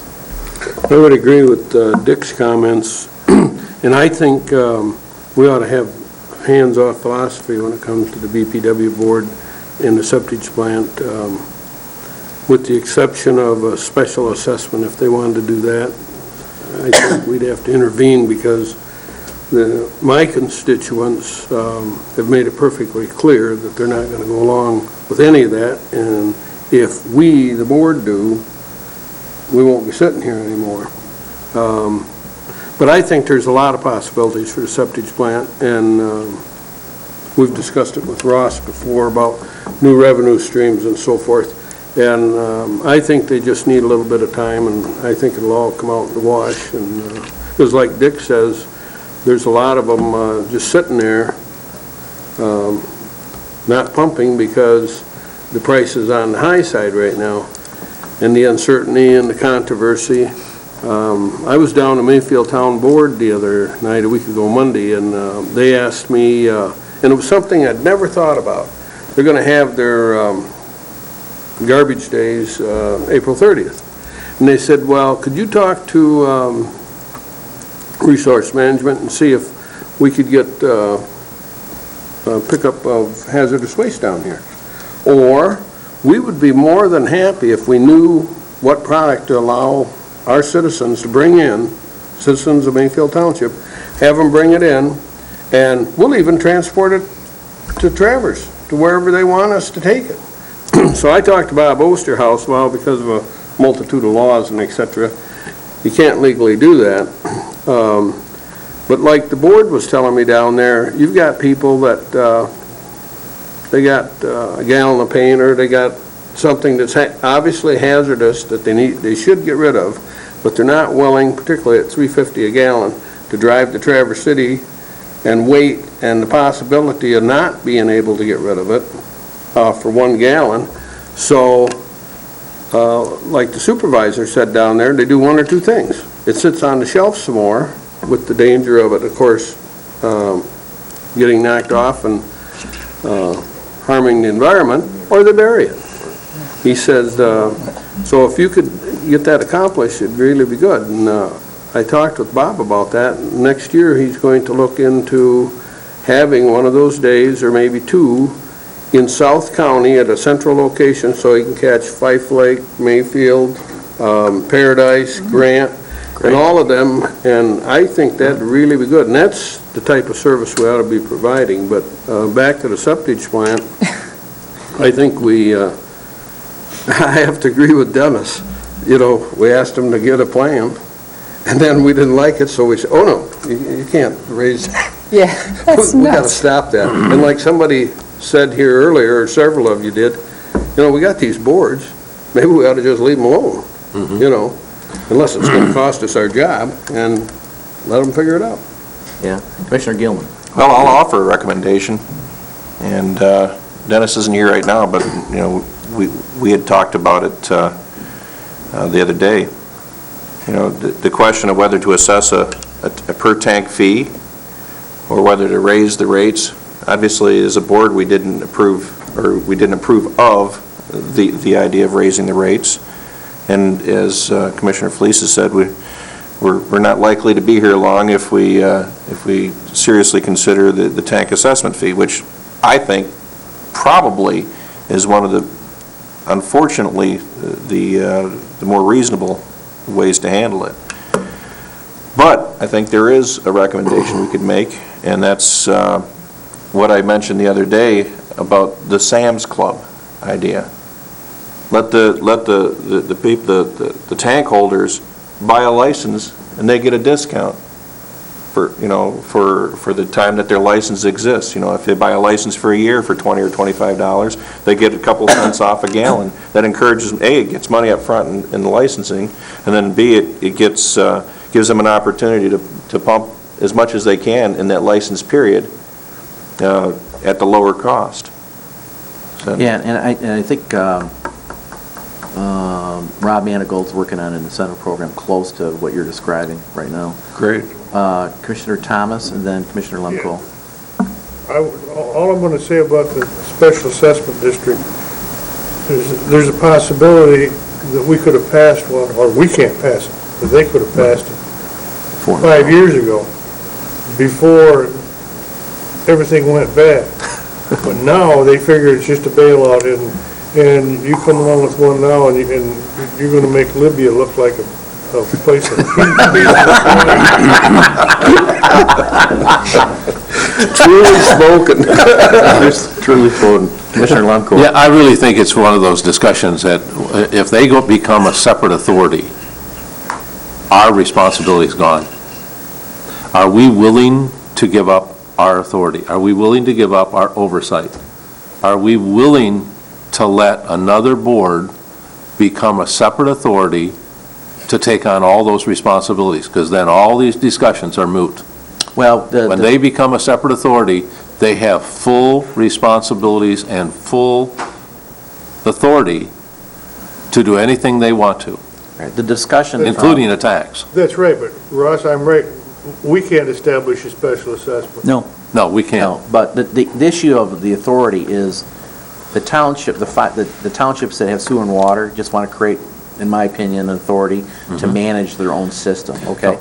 It's separate from the issue of the wastewater treatment plant from the septic treatment plant. Doesn't necessarily have to be. And the hazardous waste piece. Doesn't have to be. Well, that's going to be. It doesn't have to That's be. going to be part of the discussion. Yeah. You know, and the other gapping thing that keeps getting missed is that, there is an opportunity, and we need to review that, for the refinancing of these bonds when they come callable in 2013.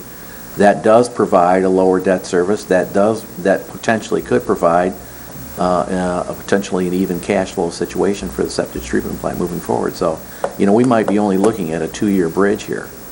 So, I just want to paint a picture. This potentially is not going to be this is a 2-year management issue, and if we're able to refinance these bonds and feel comfortable that we can build a reserve for asset replacement and pumps and everything else, that might be in the end the resolution of this whole matter. But the interest rates also could be triple and double. That's true. And so it wouldn't be a savings. That's a variable. Yep. So, Ross, go ahead. Yeah, you asked the questions. I'll deal with them in the order of one, is there a financial plan? Yes, there is. There is a business plan for 5 years.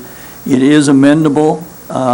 If the mediation settlement comes in, it's already built, that can be added in, and depending upon what the county board and the townships want to do with the mediation thing, because the first thing was when you passed the mediation thing along with us, and Scott Howard is doing a contract for both the county and the townships on that'll come up to the Board of Public Works and then to the county. If you want to leave it in there to provide certain things, that's one thing, and we can put that right into the business plan. But the business plan is there. It's been amended to accommodate the no increase that the county board and the Board of Public Works put on for this year. So we're not looking at any rate increases this year.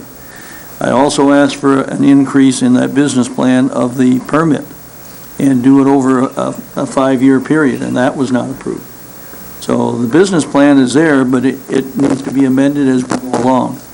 Secondly, the legislation for the reorganization of the Board of Public Works has been entered into action at the House, and we'll be having a meeting after the 11th of April in Lansing with the committee chair to testify on that. Hopefully it will pass. That would allow them to go to 11, 13, or 15 members, not them, but the county board makes that decision. That's your decision. My suggestion is if that passes, that you give them, if it's 11, they have the 6 townships and put the 6 townships on there, and then you can say, Board of Public Works, it's your responsibility. You now have a majority. They pay the freight, and if they did that, they would use that as a time to evaluate the authority. I'm not opposed to the authority, but I'm not sold on the authority. There are some shortcomings on the authority as well. So if they do that, but that's their decision if they want to, and they can make that decision without coming to the board.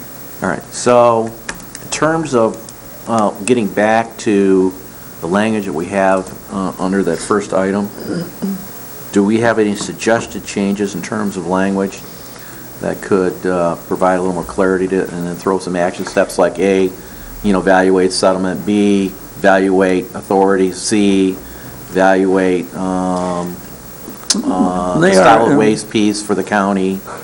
I mean, are those some action steps, Dennis, that maybe we could throw in there? Well, we have the solid waste issue under the third priority. All right, okay. That's already listed there, and we're All right. working on that. So I would concentrate your efforts on the wastewater, septage, organization of sewer and water and septage. So Or septic. evaluate, review, and monitor is fine, I think. The business plan as we move forward, I think that's a fair statement. And if something comes out where even the second one might be fair in terms of, the possibility of refinancing those bonds in 2 years, that would come under item Well, number 2. Based on what I've heard, I think you could eliminate alternate 2 and maybe change 1 to say, review, monitor, and communicate with the Board of Public Works concerning the financing plan for the septic treatment plant. Do you know what I mean? The communicate word, adding that, so that gives you still the ability to say, hey, slow down, guys, or, we think you ought to do this, but it's not saying you're going to try to impose your will on that plan, which I think you've said you don't want to do. All right. You're comfortable with that? What do you? A saying a promotional saying we can put out in public. Don't pump, don't poop. Okay. In terms of actions, steps, I'm not quite sure how to. Well, one action step, step I would think, be? is review and approve a agreement with the townships on this refinancing issue, or the shortfall issue. All right, we need We have to do that. We gotta do That's that. one thing we should do. Yeah, for the November payment. Yes. Yeah. Yeah, or whatever. No, it's the year-end shortfall, remember? Right. But yes, for last year, too. Yep.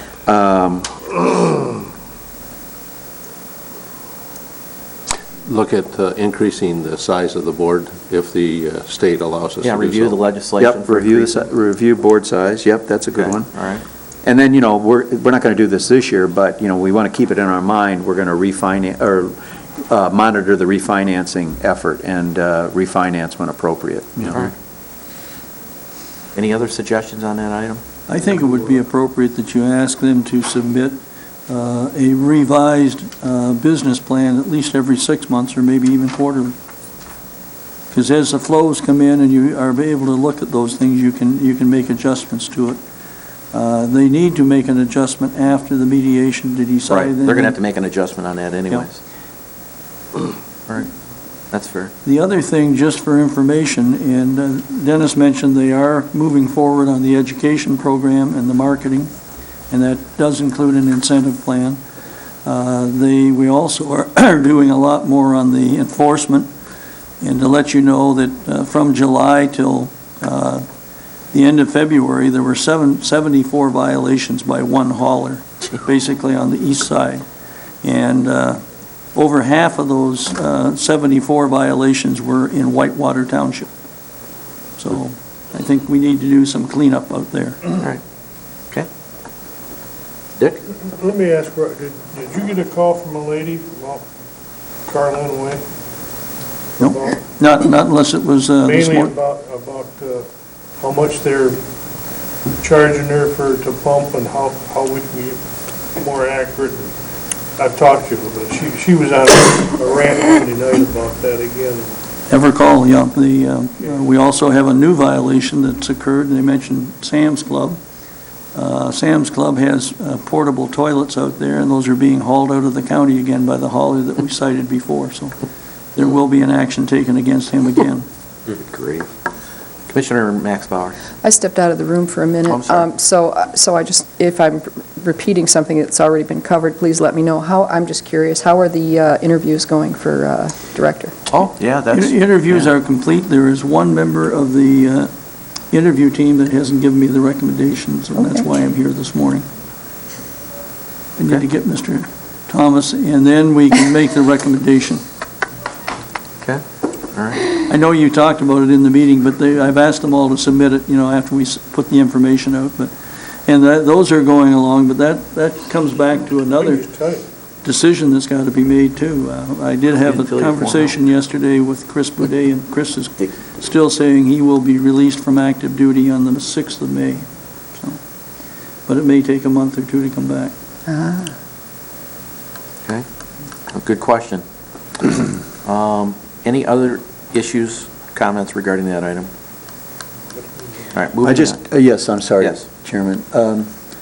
The item on the board size, I think that probably more appropriately belongs under the third one here. What do you think? Yeah, I would agree. Yeah, that should be under reevaluate structure of Board of Public Works. All right, moving on to county housing programs and that whole discussion. Ross, I think you had Yeah, I think Sonny and some I were discussion on that. doing this. And of course, what's happened now is that we have money. We have a housing fund of roughly $400,000 right now, and that's going to keep growing as, the foreclosure dollars Right. are put into it. And we don't have any structure to deal with that, basically. And the only structure we have right now is the housing programs that we do run, which is, again, money that all comes from MISTA and Lansing, is basically given to the Traverse City Housing Commission under a contract that we have. And I just think we need to reevaluate what we're doing with that and figure out where we want to go with that.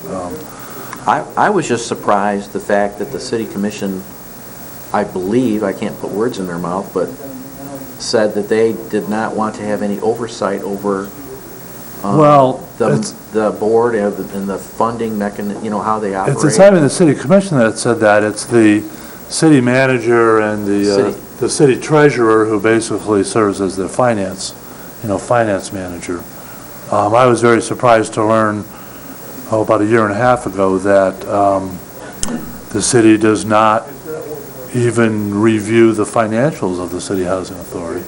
They do an audit every year, but there's no general kind of, Oversight. Oversight, thank you. So that's one concern. We're also giving the City Housing Authority $40,000 to run our programs, even though they're getting a rather healthy percentage of the money that they get to run those programs as well. So I think there are alternatives available. I think we can save some money, and we also need to decide how we want to handle the Housing Trust Fund. So, John? Actually, yesterday, all day, the Land Bank Authority and Commissioner Wheelock was in attendance, had a strategic planning session. It was facilitated by Amy Hovey from the Center for Community Change. And that process, we talked about all kinds of things that the Land Bank is involved in, how they take in properties, manage properties, but more importantly, looked at the Housing Trust Fund and all the different things that need to be put into place to make that an active and self-sustaining fund. We also did talk about the Community Development Block Grant funds that are funneled through the county and go to the City Housing Commission. I think one of the things that we kind of felt is that process was set up mainly because there was really nobody here at the county that had the capacity or the understanding of how to use those funds. There was the City Housing Commission, so I'm assuming that's how that was established some time ago. And I think with the Land Bank Authority, with its focus on housing, is now kind of created a little bit of capacity within the county to look at these a little bit more, and that's one of the areas we want to definitely look at, is how those community development block grant funds are used, and because those are pretty, they can be applied in a lot of different ways, and we want to make sure that they're meeting the best interest of the full county. And so we've gone through that planning process, and we're actually, there's more work to do on it. It's really setting the stage for further investigations and further ideas, but I think some of that will be able to help the county board at least have a understanding of how things currently operate and what might be some alternatives on how to improve those processes. And in terms specifically on the Housing Trust Fund, we really don't see that being activated probably till the latter part of this year, maybe in the fall, because there's quite a few things, underwriting criteria and so forth, that all have to be kind of put in place. Fortunately, we're not the first one to create such a fund. There's been several of them across the nation that we can pull on, some of those things. But those all have to be really in place before we start entertaining proposals and so forth. So is there, I mean, do you have some vision of what the structure will look like going forward? Of, like, you know, how the Housing Trust Fund would be administered? Well, not really. I mean, we have some ideas, but we haven't come down to, you know, I mean, we're looking more at how the criteria, I mean, we've talked about, historically, the Land Bank Authority has only really dealt with nonprofit housing groups. You know, we've talked about really to make this fund also is to work with for-profit developers. I mean, that's just the reality. You're not going to, there's not enough capacity in our nonprofit organizations here to deal with that. So some of those philosophical changes we're trying to address and actually put together process, structure, as well as criteria on how we evaluate proposals, as well as we want to make that fund self-sustaining. It's going to be like a revolving loan fund, so we want to make sure. And then more importantly, too, we do have some dollars in there, but that's not a lot. We are looking at going out to foundations and other sources to put more money into that. Okay. And the only other comment I would make is that while we're contracting with the Traverse City Housing Commission right now for the administration of the current MSHDA programs, that's not the only option available to us. And I don't mean that the only other the other option would be to create a whole other agency within county government. There is another, well, it's a community action agency, runs these same programs for other counties, you know, within our region, and that's a possibility of something we could explore and possibly save money to the county in the process. So. All right, Commissioner Lemkool. Well, I think then we should put that as one of our issues here, that to conduct a review as to how that's being operated. And the other thing is to receive the assessment that they just did, and also their plan, and look at, so that we can get their plan. So what we would do is receive that plan and then maybe make some responses on that plan. So there would be two issues there that we would be able to do. Well, the one thing I think is the board should decide if they're comfortable giving that responsibility to the land bank. Your board. No, I'm asking you to speak into the microphone. Thank you. There you go. Thank you, Chris. Well, thanks. What I said was, it sounds like the land bank is working on this, and the county board has an interest in it. The first thing would be, are you comfortable letting the land bank do that work on your behalf? And you need to decide that. And then, or if you need to have some other mechanism, maybe you can use the commissioner that's on there to represent and kind of convey that what they're doing back to you, or maybe we need to add another commissioner or two that are going to attend those meetings and kind of work with them. Your other issues are to look at the, if you need to evaluate the contract with the housing authority. Right. Oh. And to review the financing of the program, to see if there's a better way to do that. Those are all things that I think you're talking about looking at. Sure. Now, we have no money. No, that's not true. We have $40,000 of general fund money in it. Yeah. Right, exactly. Yeah. And, I mean, certainly certainly it seems that since the land bank has been most heavily involved in this, and obviously county planning, that's the logical place for proposals to be developed and brought back to this board. Makes sense to me if the board's comfortable with it. Mm-hmm. Okay. Anything else on that topic? All right, moving on to reevaluate the structure of Board of Public Works we've already had, and the solid waste system. We've already had a couple suggestions that came up. One was the review of the legislation for the makeup of the Board of Public Works. Second one would be to... the authority? Well, I think, yeah, sure, you could put that there. Third one I was going to say was to evaluate removing resource recovery from Board of Public Works. That'd be a third one. Right. And then, I don't know if you want to put this on there, but a fourth one is really part of that. And you already talked about it earlier, evaluating the need to have a resource recovery council or not. Yeah. If it comes back under you, do you need one? Right, Dick? I got one suggestion on the BPW, and that's they're talking about when the law changes, how many people have on it. My suggestion is 13. With 6 township supervisors, that gives them control of an 11-man board. Well, I think that's a good point, Commissioner, and there'll be other time to talk about that, but, we've had a couple issues very recently. First one being the 2-cent raise in pay. The second one potentially being whether or not to accept the settlement agreement. Those are things where I think you have to think very carefully about whether you want to put that board, have a majority of those board members be township supervisors. And then secondly, I guess we have to weigh into this at some point in time, the fact that there's some discussion of Blair leaving the Board of Public Works. And if they leave the Board of Public Works, that changes the whole makeup again. So there are a lot of things to consider, but I think it should be looked at.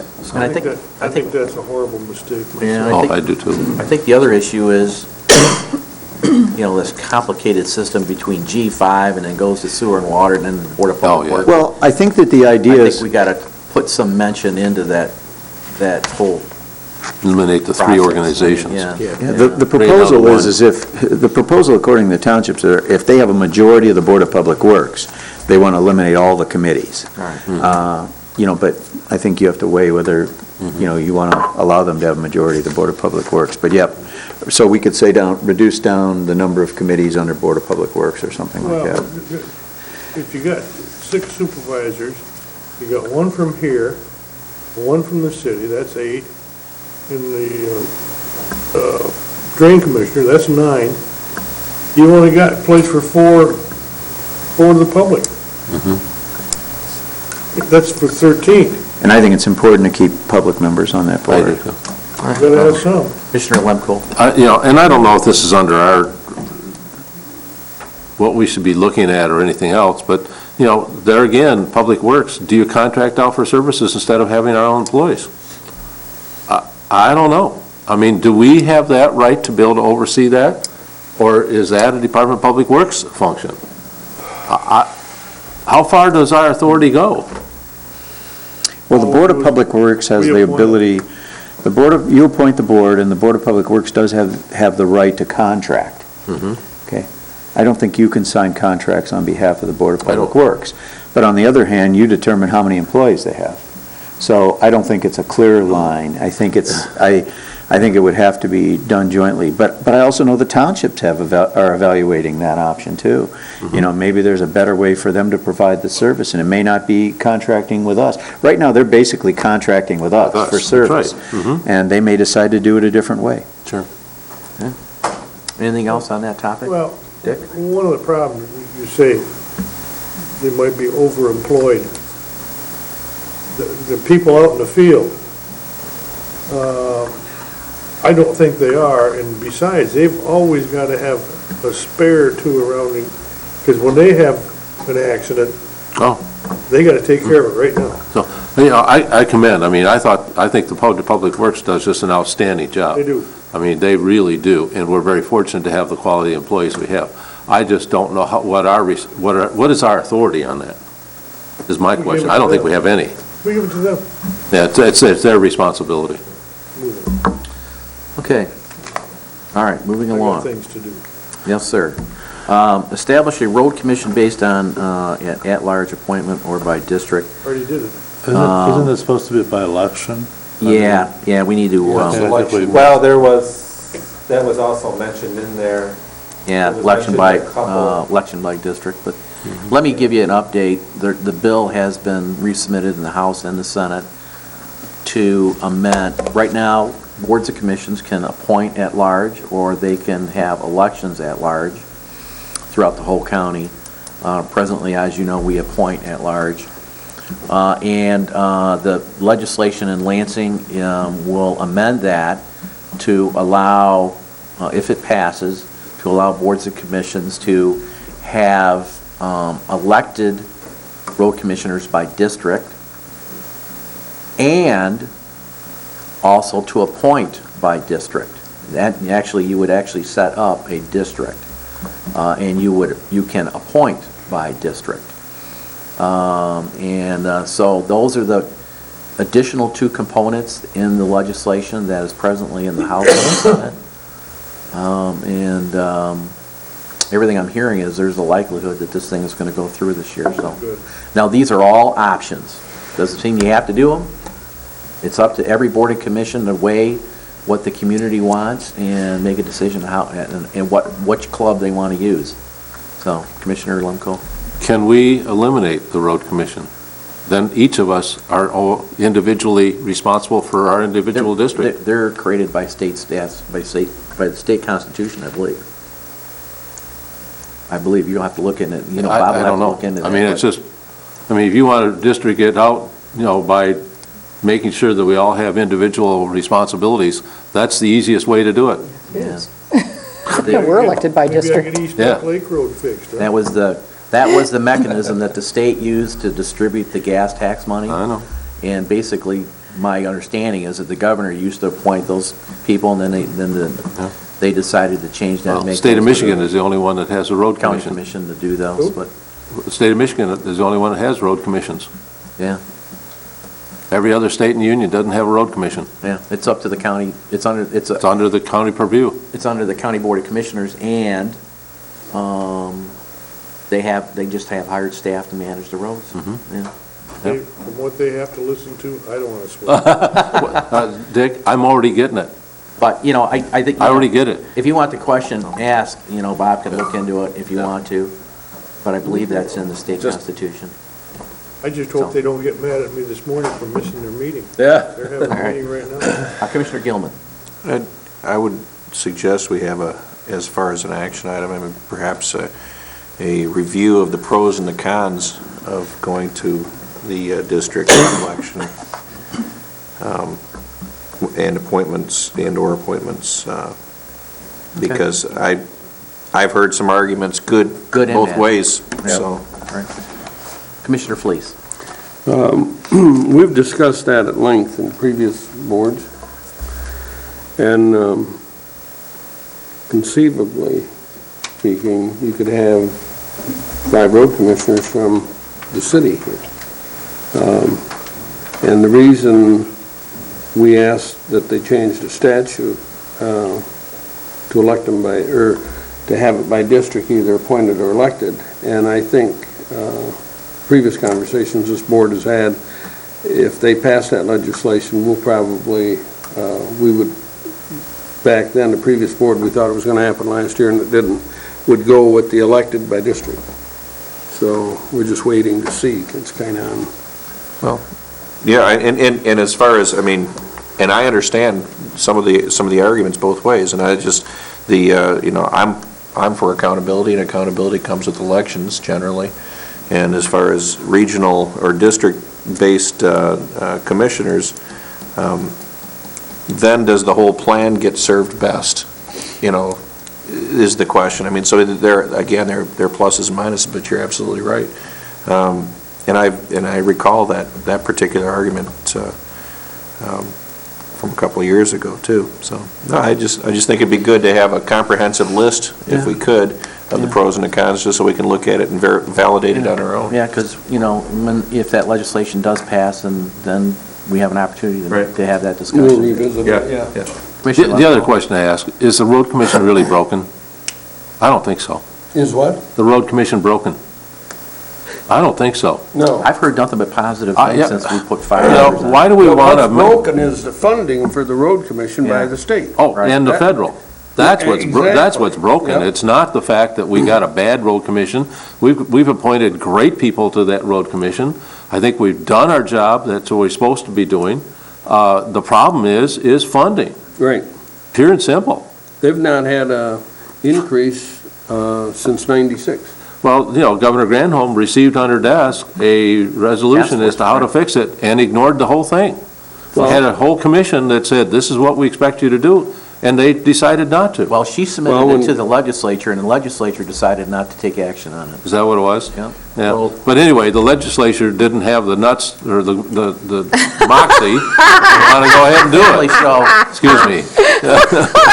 It's a family show, Herb. You know, Excuse me. when the governor I was, apologize. when the governor was in town one day, Peanuts. Commissioner Maxbauer cornered her, Yep. and she said, "Governor, how about giving us, There's a front on the gas alone, the 2%? Oh. You keep 4, we get 2, statewide." And she says, "Not a chance." Not a chance. Yeah, I Commissioner did. Gilman. Well, you're absolutely right. I mean, right now, I think it's recognized we have a pretty good road commission. But looking at it though, and as far as becoming an elected body, there's the other part of it is, if we do some changes, if we were to add later on, perhaps a local penny or two, if that's what pops up, as far I as think gas that- tax. I mean, it's something that if they're elected, they're gonna be more accountable to that local. I really think that's coming. Type of I mean, thing, so. I saw the road commission minutes, and it looks like they're still, working toward that same direction, that we are going to have to take care of it locally. We can't expect everybody else to take care of us. We're going to have to take care of it ourselves. Well, I think we need to re-engage our legislators again on the local tax option. And Grand Traverse County would be a win-win. With all our tourism that come up, the amount of, if we were allowed to have a 1 or 2 cent tax in addition of what's on the pump here just in our county, we can make that decision. It has to be regional. It's already there. You can do it regionally, Yeah, by counties. it's not there. Yeah, it is. I think so. I think you can put a we gas better tax have on, staff look but into you have that. to have more than one county. I think we better have staff look into that because my understanding is that is not allowable. I think so. Do you know how many counties you need? I think you need 3. Really? And then we all share in the penny or 2 or whatever it is. I'd just soon do it. Well, Property tax, we take care of ourselves. With the tourism that comes up here, you can bet a greater portion of the people that don't live up here are going to help us support our roads. with that Yeah, I know the property taxes are only option, but I think it's just a lousy way to fund roads, that's all. So If as you an want- if you wanna do it so as an locally. action item, can we check into that legislation? I've got it down. Yeah, all right. Oh, did you? Okay. Yeah, we should put it, the next one, we kind of talk a little bit more about the road commission. We kind of changed that to talk about, I think Others. the actual comment was,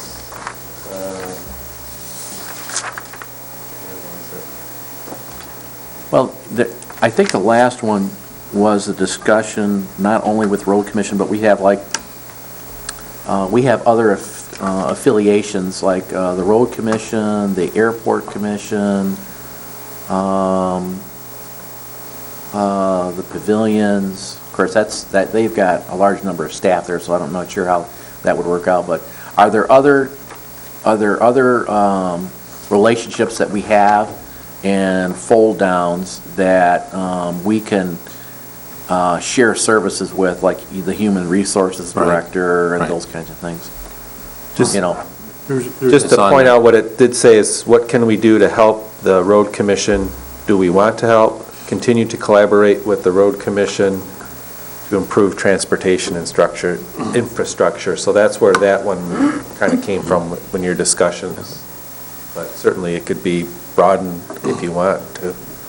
Well, just so everyone knows, Dennis probably would do a better job than I can about, a couple years, was it 2 years ago, the board made a decision to share a bond for 5 years for $4 million between the road commission and us, and we fixed 90% of the primary roads that we figured the life on them would be 5 years. Well, the life on them is probably about 3 years, but we did stick $4 million out there and do some heavy overlaying. But those are the kind of things that we have done, and we've shared in the bond payment. But I don't know, is there anything else you want to add, Dennis? And then we'll go to Max Bauer. Well, it's 40, I think it was 41 or 45 miles of road that we redid, and I had not heard that they were deteriorating. Well, if you drive around it, like some of the main roads, they're real They're busting up pretty good. Well, but Not the ones they did. Not the though. ones they see, did. we were only able to do local roads. We only did local roads with that.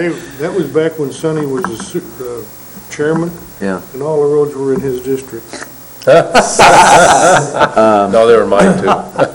But, yes, so there is that kind of an option to look at, and, you know, we have had discussions with them in the past about doing some human resource work or combining finance, and they've been in the past reluctant to do that, but they don't even have a human resource department, so when they have problems, they call us now and we help them out, you know. There's no formal mechanism to that, but when you talk about others, yeah, and you know, there's the pavilions, for example. Actually, the pavilions has more employees than we do. Really? Yeah. And they have a personnel department, they have a finance department. So I'm not quite sure what the board was getting at here, whether it's looking at those efficiencies or reviewing those for our other quasi-county departments, or if this was more focused on how can we help improve the road situation in Grand Traverse County. I think it might have been a combination of both of those. Yeah. More road commission. Commissioner Max Bauer. Well, the idea to contribute general fund money to roads several years ago was mine. I still have it on videotape where Wayne Schmidt looked over at me and he said, "Out of the general fund?" I Actually, said, "Yes." Yeah, we bonded it and we're paying Yeah. out of the general fund. Clearly, our problem with everyone agrees is the county roads simply, they don't have the money. And I did go to their strategic planning meeting, and they were asking their finance director, after the winter bill comes, how much money do we have for road improvements, et cetera, and his answer was virtually nil. We clearly have to do something to help our roads, and we can't continue to do it out of the general fund. A millage it didn't pass.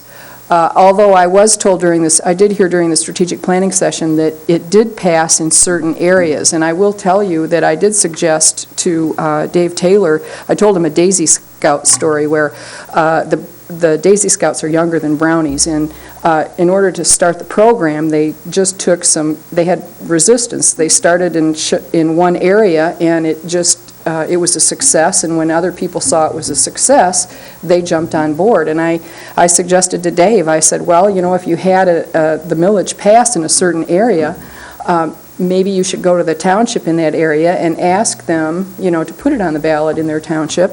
And, you know, once you show some real results for that money, you know, perhaps other areas are going to say, you know, I really like the results you have, and we'll jump on board. Quite honestly, in these economic times, I don't think a millage is likely to pass. If we do not have, and Commissioner Fleece is right, I did speak directly to Governor Granholm and ask her if we could keep the 2 cents. She was up here at the Opera House. But anyway, perhaps we could ask our state senator and our state representative to introduce legislation if it doesn't exist. I know Dennis is going to check into that. Good point, yeah. If it doesn't exist, let us do it. I am a firm believer in user pay. Right. I think that's an excellent suggestion. Dick? And right along with that, there is a revenue source that nobody thinks about, and that's bicycle licenses. Have them contribute a little bit to the roads they use. Or a motel tax. Well, that's another one. Convention and Visitors Bureau. Bicycle tax is a They don't like tax you me. can put directly on the road. Well, the motel tax is, I think, a dead issue. I agree. They just, Yeah, they they're got not gonna address it. well, they got it raised. It's raised to up to 5% now. But we it's don't for, get it. no, it's for tourism only. But it's not a tax. Pardon? Yeah, it's a It's not fee, a tax, it's a fee. right. Commissioner Thomas makes a good point on the bicycle license thing. Right now, I mean, the legislatures, you know, over the last couple of years, and including our current representative, been pushing the complete streets thing, which also involves some county roads, and that includes pathways for the bicycles. And frankly, if they're using them and they're not paying for them, that's hardly fair to the people who are paying the gas taxes that are supposed to be, repairing the roads, so. Well, why stop with bicycles? Let's do a pedestrian tax, too. Well, All those people who walk, how dare they walk on those streets and sidewalks? Snowmobilers are helping pay, and they can't even run on the road. So does that conclude some of the comments on shared services, or at least for the road commission? Just a reminder that just because an item didn't meet the 4-vote count or wasn't presented, doesn't necessarily mean that staff or administration will not be dealing with these items. The only question I have, Dennis, on the back page where we've listed all the items that we threw on the board, there's probably one particular item that, and I guess I want to ask you, as a carryover from next year, from 2010, that you expect to be devoting, let's just say the word, or more than reasonable or significant amount of time. Would you say that the dams process is going to consume administrative time, and that should be listed as part of this process? Well, it's going to be on my work plan, certainly. Okay. I don't know if you want it on your work plan or not. That's really up to you, but it will be on my work plan. It will be on your work plan. Absolutely. Okay. I did have one other thing, Commissioner, just for the board to think about, and I don't know if you need this on here, but perhaps you want to have a quarterly or a semi-annual meeting with the county board and your legislative representatives, your rep and your, to start with your rep and your state senator. Right. And I know Herb feels real strongly we should try to get our federal people here as well. Right. But I think, I don't know the last time, we've done it individually, but I think it would be useful to I think it'd be a have good idea. your senator and your rep come in and meet with the county board periodically whenever, how often it's necessary, so that you can hear what they're working on and we can kind of convey our feelings on some of those things to them. I think that's a Commissioner Herb. Yeah, I think each of the representatives are only looking for us to ask them to come here. I think it's our responsibility to ask. They're not going to step into us unless we ask them to be here. And I think it's really important, not just statewide, but also our federal representatives. They are in town periodically, and if we ask for them to come in, and then we also, when we do ask for them to be here, we have to be willing to show up and be able to meet with them as a group. Rock will come, but only when the golf courses are open. Yeah, well, I think, but my suggestion is if you do it with our state reps, that you do it with them together. Right. Rather than meet with the rep, then meet with the senator, get them in one room together and talk to them jointly about what they're going to work on our behalf. I think that's a better Because you way can to work do on it. state issues, and you can work on federal issues, and you have two different situations. The only other thing I was going to mention is that none of this stuff in here talks about our employees. And one of the big things that we've got on our budget, or on our radar, is what are we going to do with health insurance? And we haven't even talked about putting that into our system. And we haven't even looked at the health of our employees as to wellness programs and I think, Larry, are you on the motivational, what do they call the other committee? No, I'm not on the wellness committee. Who's on the other committee for the I employee? recall. I believe it's Rob, isn't it? I'm on the recognition. Recognition. That's it. Yeah. So recognition, we haven't even talked about, how are we going to, we need to be bringing those into us and be able to start talking about, we talk about whether we're going to contract employees, but we also have to recognize that we have quality employees, and we also have to recognize that we want them to be healthy, and we want to have the best quality health insurance programs that we can offer. Yeah, and this whole process of going out for bid again in June and an agent of record and repricing is that going to fold under your plan with Jen, I guess? It is. Okay. Commissioner Max Bauer?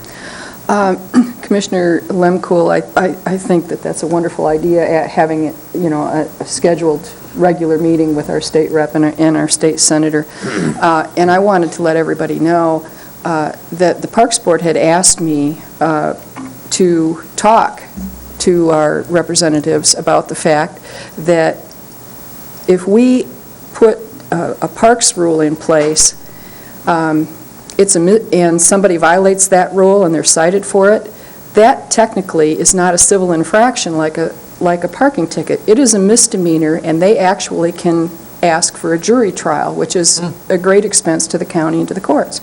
So they asked me to speak to our representatives about perhaps introducing legislation to allow that to be civil infraction. Right. A civil infraction.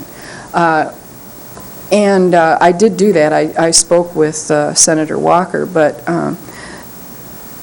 I would like us, in anticipation of this joint meeting, to take a look at items that we feel that they could introduce, and let's put together a list. That's an excellent suggestion. Commissioner Fleece? You may want to be careful going from a misdemeanor in that situation to a civil infraction, because the main difference of those two is a civil infraction, you can't arrest for that, a physical arrest, where a misdemeanor, and I can tell you several park instances over the years, and some of them were pretty physical, where if it had been a civil infraction and we'd have said, well, we're going to write you a ticket, they'd have just beat us up some more. So I think you want to be careful what you ask for there, because the police need the power of arrest when things get out of hand. For example, when you've got wall-to-wall people down here during the fireworks down on the beach, and you've got a group of individuals, young people, with their boombox stereos and stuff, and they're swearing, and I mean, you got all these families around. You have to have the authority to walk into there and say, shut them off and leave, or you're going to jail. And because those type people, that's all they understand sometimes. Give the police some more tools. Yeah. Just give them additional tools so they can do it either That way. yeah, I mean, perhaps it's just a judgment call on their part, I don't know. All right.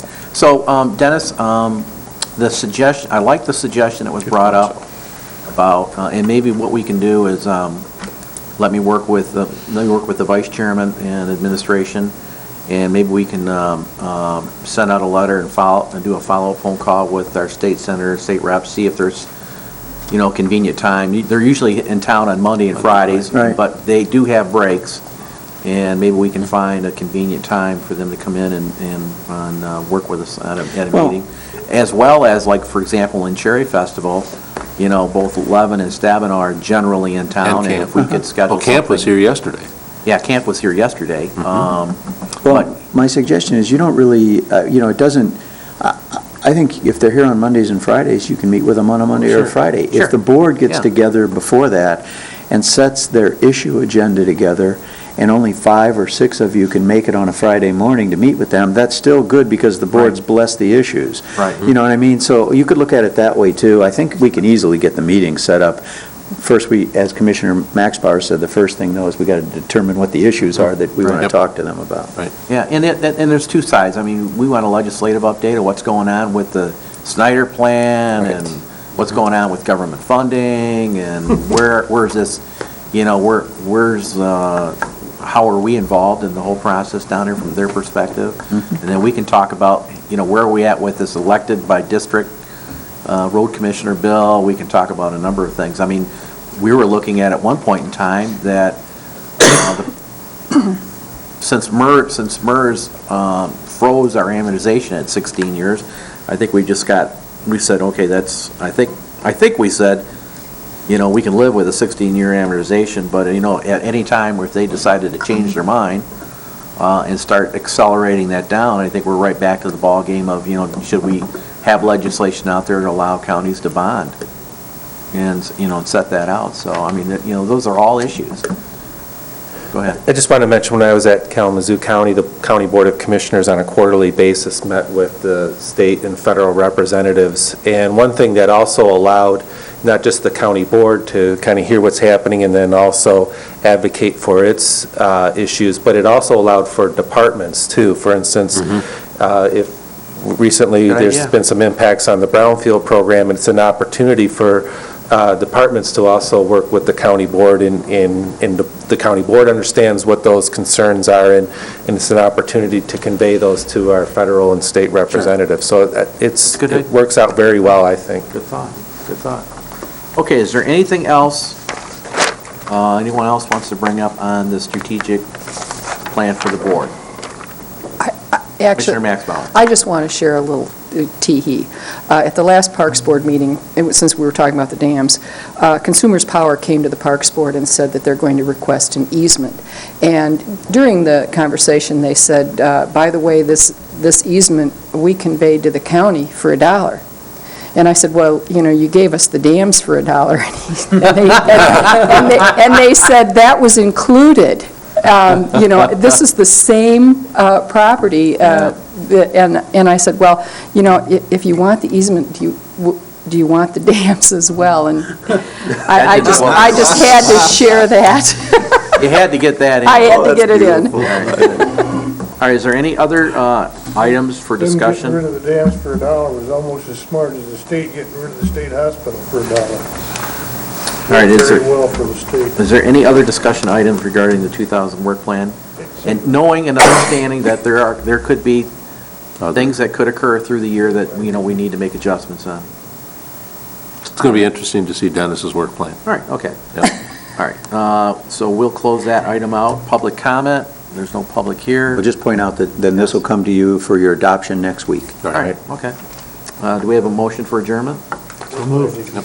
Moved by Richardson, seconded by Flees. All in favor? Aye. Opposed? Thank you, everyone. Thanks, John.